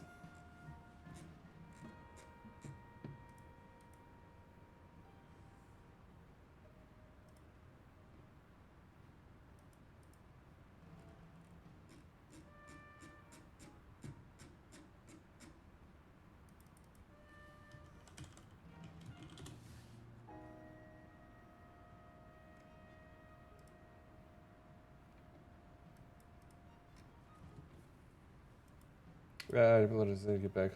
Wait. Timber loading is saved on the GSI to get back in bounds. Just tried it. Okay, so that was for,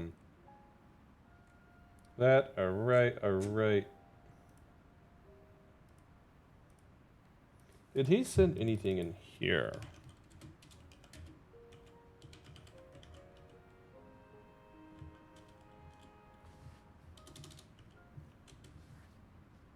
Oh my god, the Discord search filters are so bad.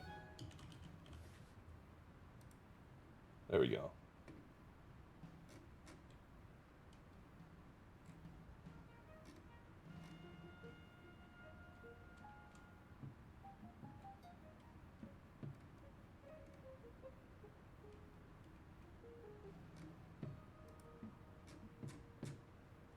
Okay, no, he didn't have anything in here. Okay, he must have sent it on one of my streams then.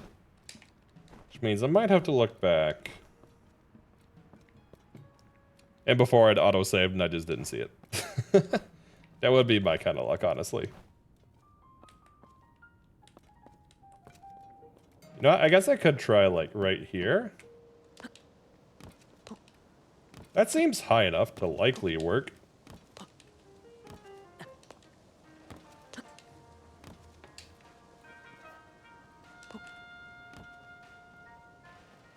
Minus the terrible camera view.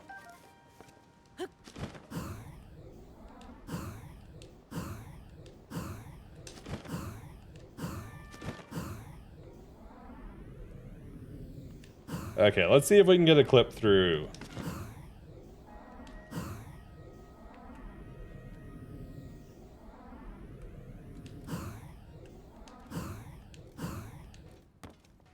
Oh, it like started to go in.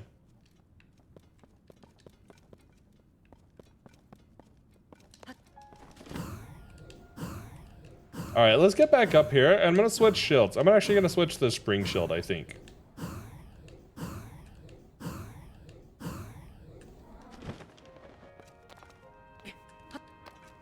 Okay, so let's switch to the spring shield.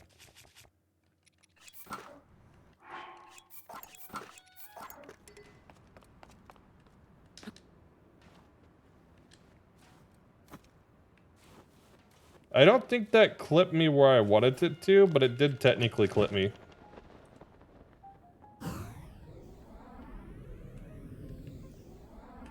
Okay, there we go. We got visibility back now.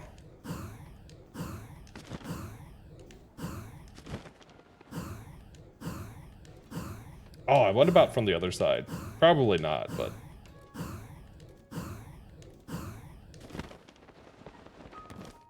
There we go.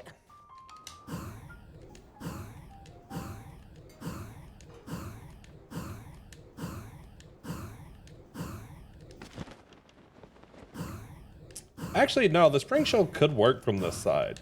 Maybe not where I tried that time, but from another spot, I bet it could work.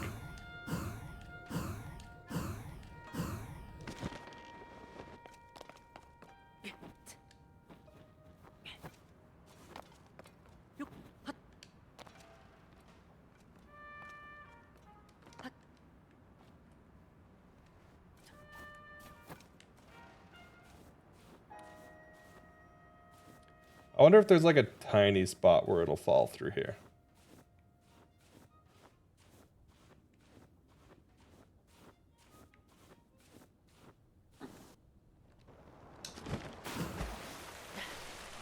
Okay, I guess not.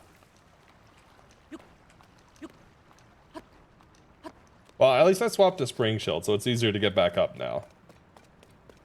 So now, to get back up, we can just bloop.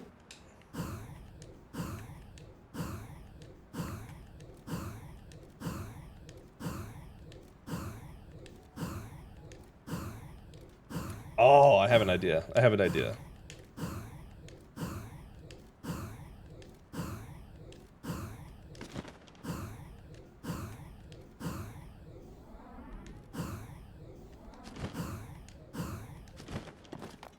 Okay, so I didn't try this last time, but I bet...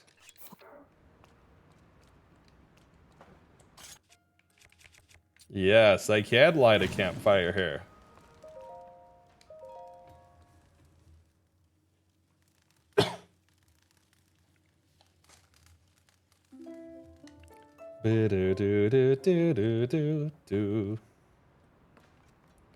Okay, and if I can light a campfire there...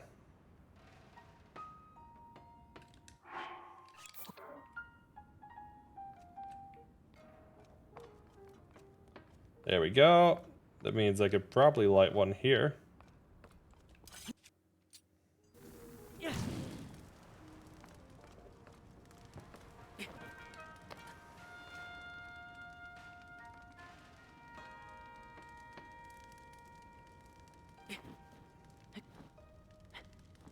Yeah, I just need the camera back out. There we go.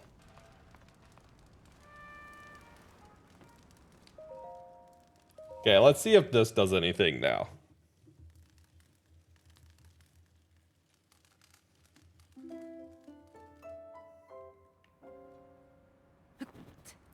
Oh, it's so close. It's so close.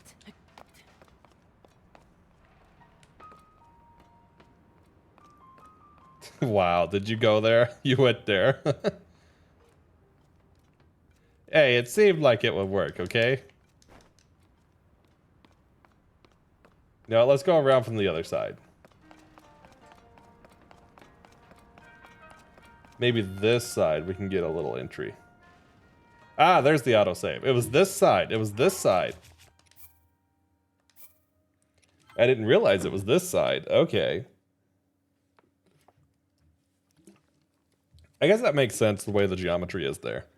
But still. The autosaves are so helpful when you're out of bounds. Ta-da!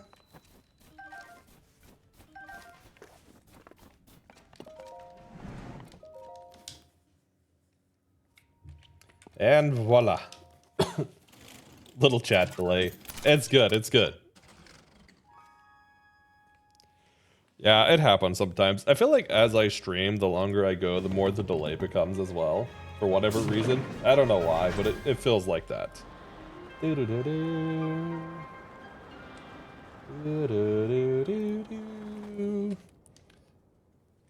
Alright, so the last thing I wanted to conquer in this run, and I don't have to, it's not part of the rule set, but there is one more thing I wanted to conquer. It probably does. It probably does. But the last thing I wanted to conquer was the other tower. Can you get the other tower?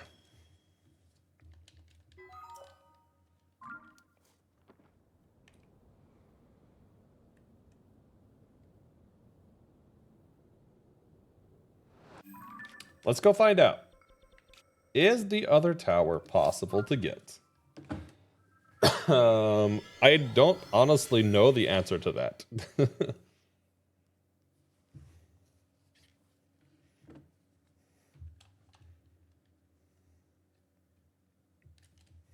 Got it memorized? Got it memorized. I freaking love Axel so much. Best Kingdom Hearts character, changed my mind. Okay, favorite Kingdom Hearts characters, let's go. Also, my eye tracker's dying. Everything's dying because I've been streaming long. It's okay, it's okay. We're having fun. We're having fun, that's the part that matters.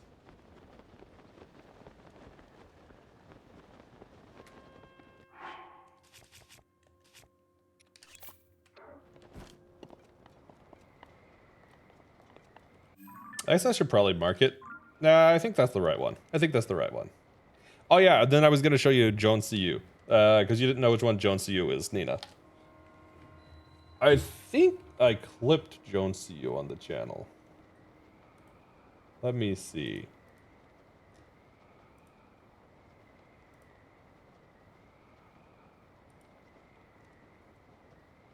Or Joe CU. I did clip the solution I had to Joe CU.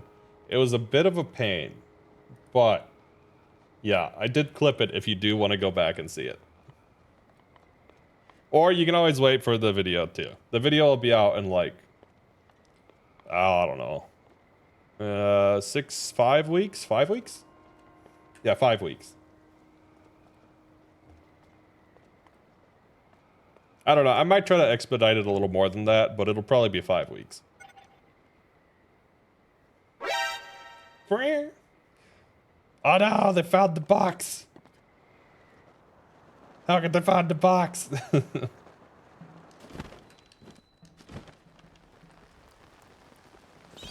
All right, so this one. Oh, I have like no bombs left. That might be a little bit of an issue. I don't know if I want to farm more bombs though. The bats, they found me. It was the echolocation. They do.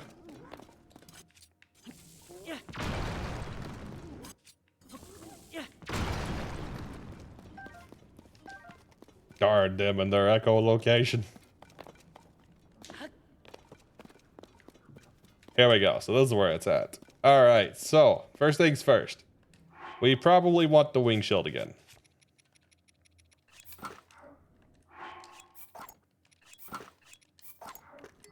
Okay, and then we want to overload or smuggle this. I keep saying overload. I'm so used to overloading from Breath of the Wild. Okay, can we go directly up? I believe we can go directly up through this one. Okay, probably helps if I do it correctly though.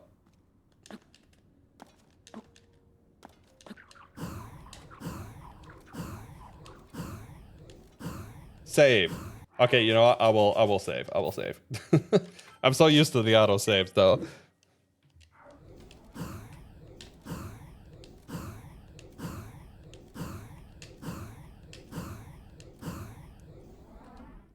Oh, it was close.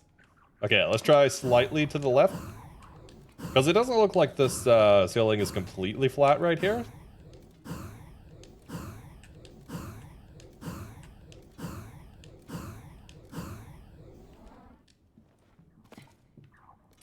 Oh, I think I understood something there that I didn't understand before.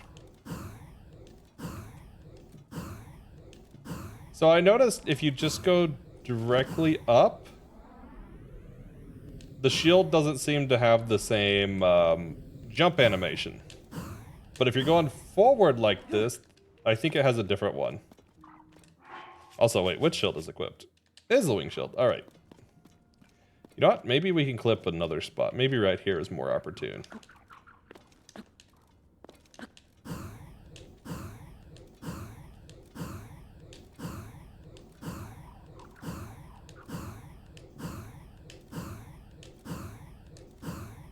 Come on, let me through the ceiling. Let me through the ceiling. You can do it. You know what? Here. We'll go right here.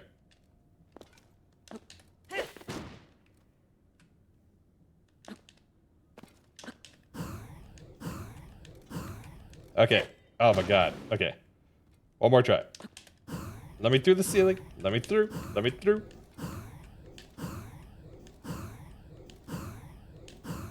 This seems like an opportune area. Hey. Okay, we need to get some height again, though, because we kind of fell way further than I meant to.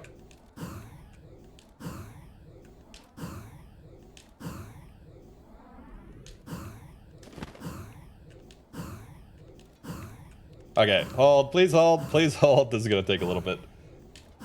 This takes a few jumps to get up quite that high.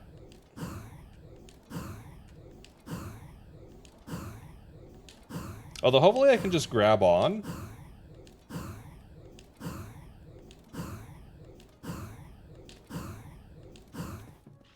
There we go. That's what I was hoping for. Man, out of bounds looks so weird. All right, so from here, we're going to go straight up.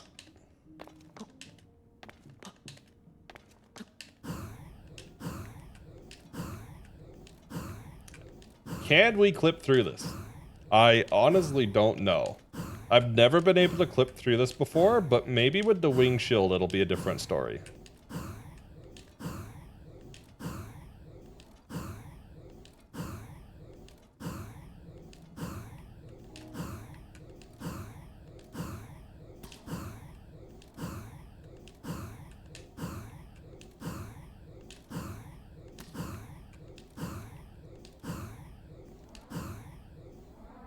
It seems like the hitbox is too thick for this.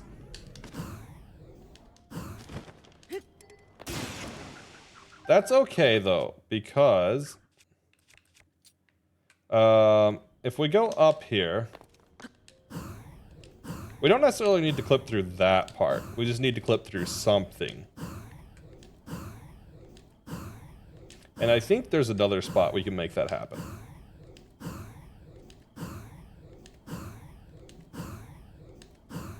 Which is actually right beside it. Oh no, the hitbox is still there. Oh, the hitbox is this whole thing.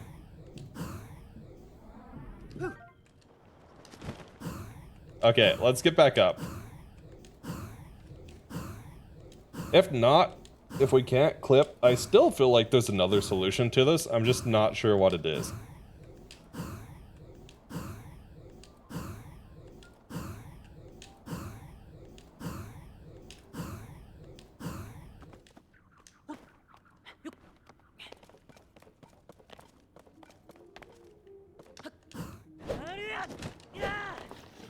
Oh, please don't fall off. Please don't fall off.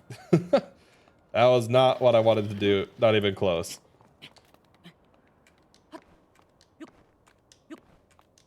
I guess the sort of cool thing is you can fall to the depths from here. Well.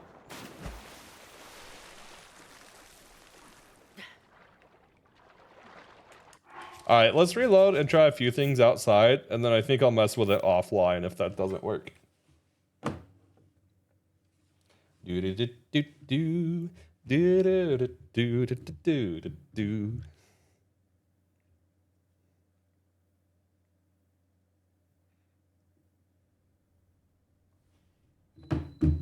Alright, let's mess with it from outside. There are a few things I tried, but there's also a few things I didn't try last time.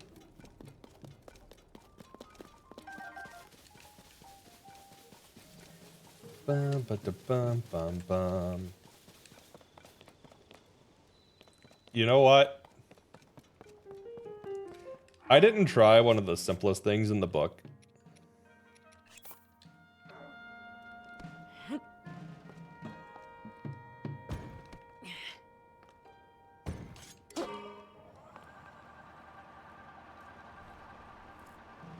Okay, the wind stream doesn't seem to go inside. So there is that. I didn't try the cannon.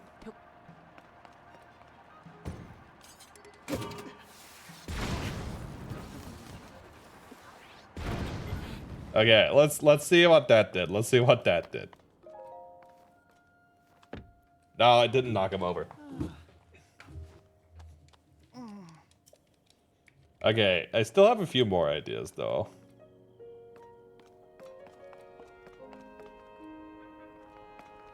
Okay, battery is recharged. So next idea. Let's get a flame emitter.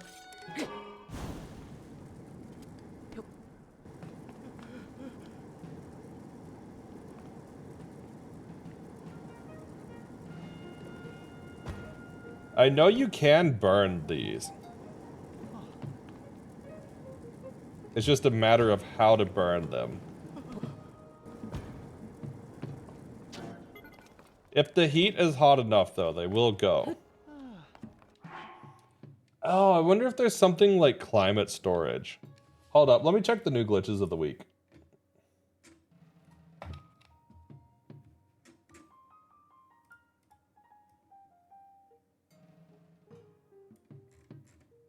Alright, new glitches of the week are model teleport desync. What? Okay. Disabled enemies. Shield desync clip. Wait, dropping a shield just before mounting a steering stick that is fused and tangled to it, we can clip through floors easily. What the? Okay. Shock effect overload. Using many non-disposed plays them into a fairy effect to overload the game's memory, which causes a physically heavy lag if frame rate drops. Non-visible effects like explosions and below defense overloading can also cause blood moons if you overload memory left. Interesting. I'll get offline. Thank you for this great stream at today's stream. A great run at today's stream. Hey, thank you for tuning in, honestly. I always enjoy seeing you around, Nina. And I hope the rest of your day goes wonderfully.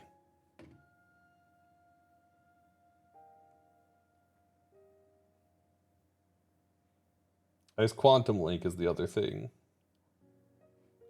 Okay, these are a little impossible for us to do. But we might be able to do something simpler than that. Oh, in fact, we might be able to do something really simple.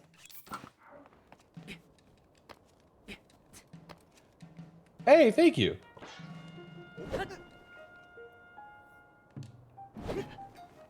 I'm glad to see it done, honestly. I will see you around, Nina. Have a good one there. Did that work? No way. I think that worked.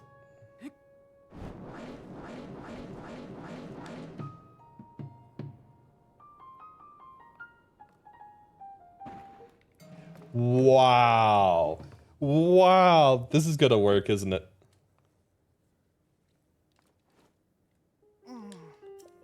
But they burnt up, though. Did the other one not burn up?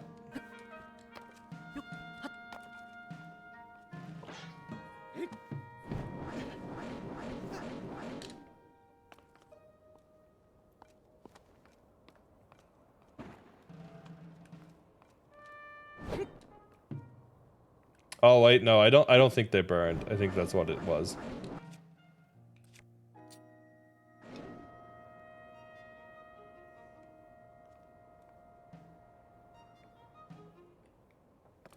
Yeah, I don't think they burned. All right, all right, all right. Next one. Okay, that definitely got into the shrine.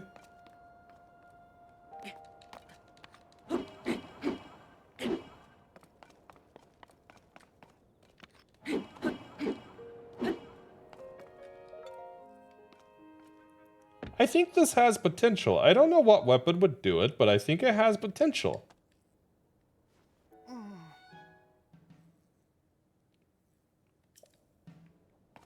Wait. What's good? I told about that? The game? Which one? Enshrouded?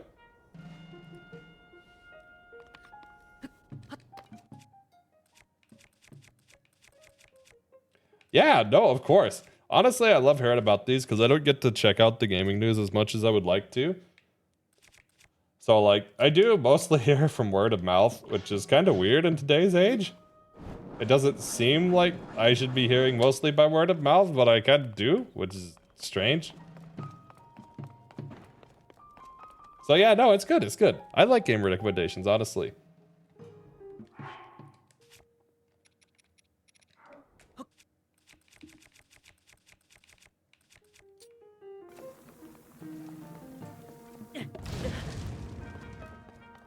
Did that work?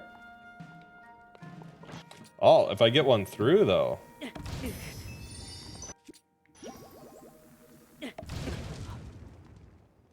Oh, that took me out. That's all right. I will play around with this one offline. I think for today, this is enough. We actually managed to complete every shrine without abilities, and I am quite proud of that, to be honest. And we got one of the two towers that were like not gonna happen initially. Hydrate, thank you. Pain. Ah, good old water. Actually, I have like slightly flavored water, but there's no like sugar or anything, so. Keyblade. All right, let's switch over to the ending. Oh, wrong screen. There we go. Ending screen. And let's see who's online. Who be streaming today and what they playing? Yo, Arctic be playing some Tears of the Kingdom. You know what? Let's keep the train going. Let's go see some more Tears of the Kingdom. But before we read out, first off, I would appreciate it if you could go check out the latest video on my channel, which is Yoshi's Island without eggs. Can you beat all of Yoshi's Island from the SNES without picking up or using an egg? Find out there. It was actually a really fun run. Yoshi's Island is a really charming game. I enjoyed that one a lot. But with that said, let's get the raid started, shall we?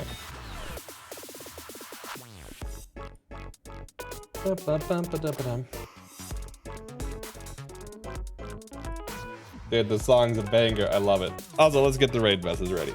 If you guys have not seen Arctic is a lot of fun, and I would appreciate it if you could hang around for the raid. With that said, we will be back next week, and next week will be Community Day, or Community Week. We'll be playing, for sure, Warframe, for sure, Pokemon Unite. As far as what goes in the other slot, to be honest, I'm not sure. We'll probably play some marbles, and I might pop in a casual thing or two, maybe play some Stardew. We'll post schedule and figure that out. Schedule will be on Twitch and on Discord sometime Monday or Tuesday. But with that said, thank you for tuning in, and I hope you guys had a wonderful time I certainly do. And I will see you next time.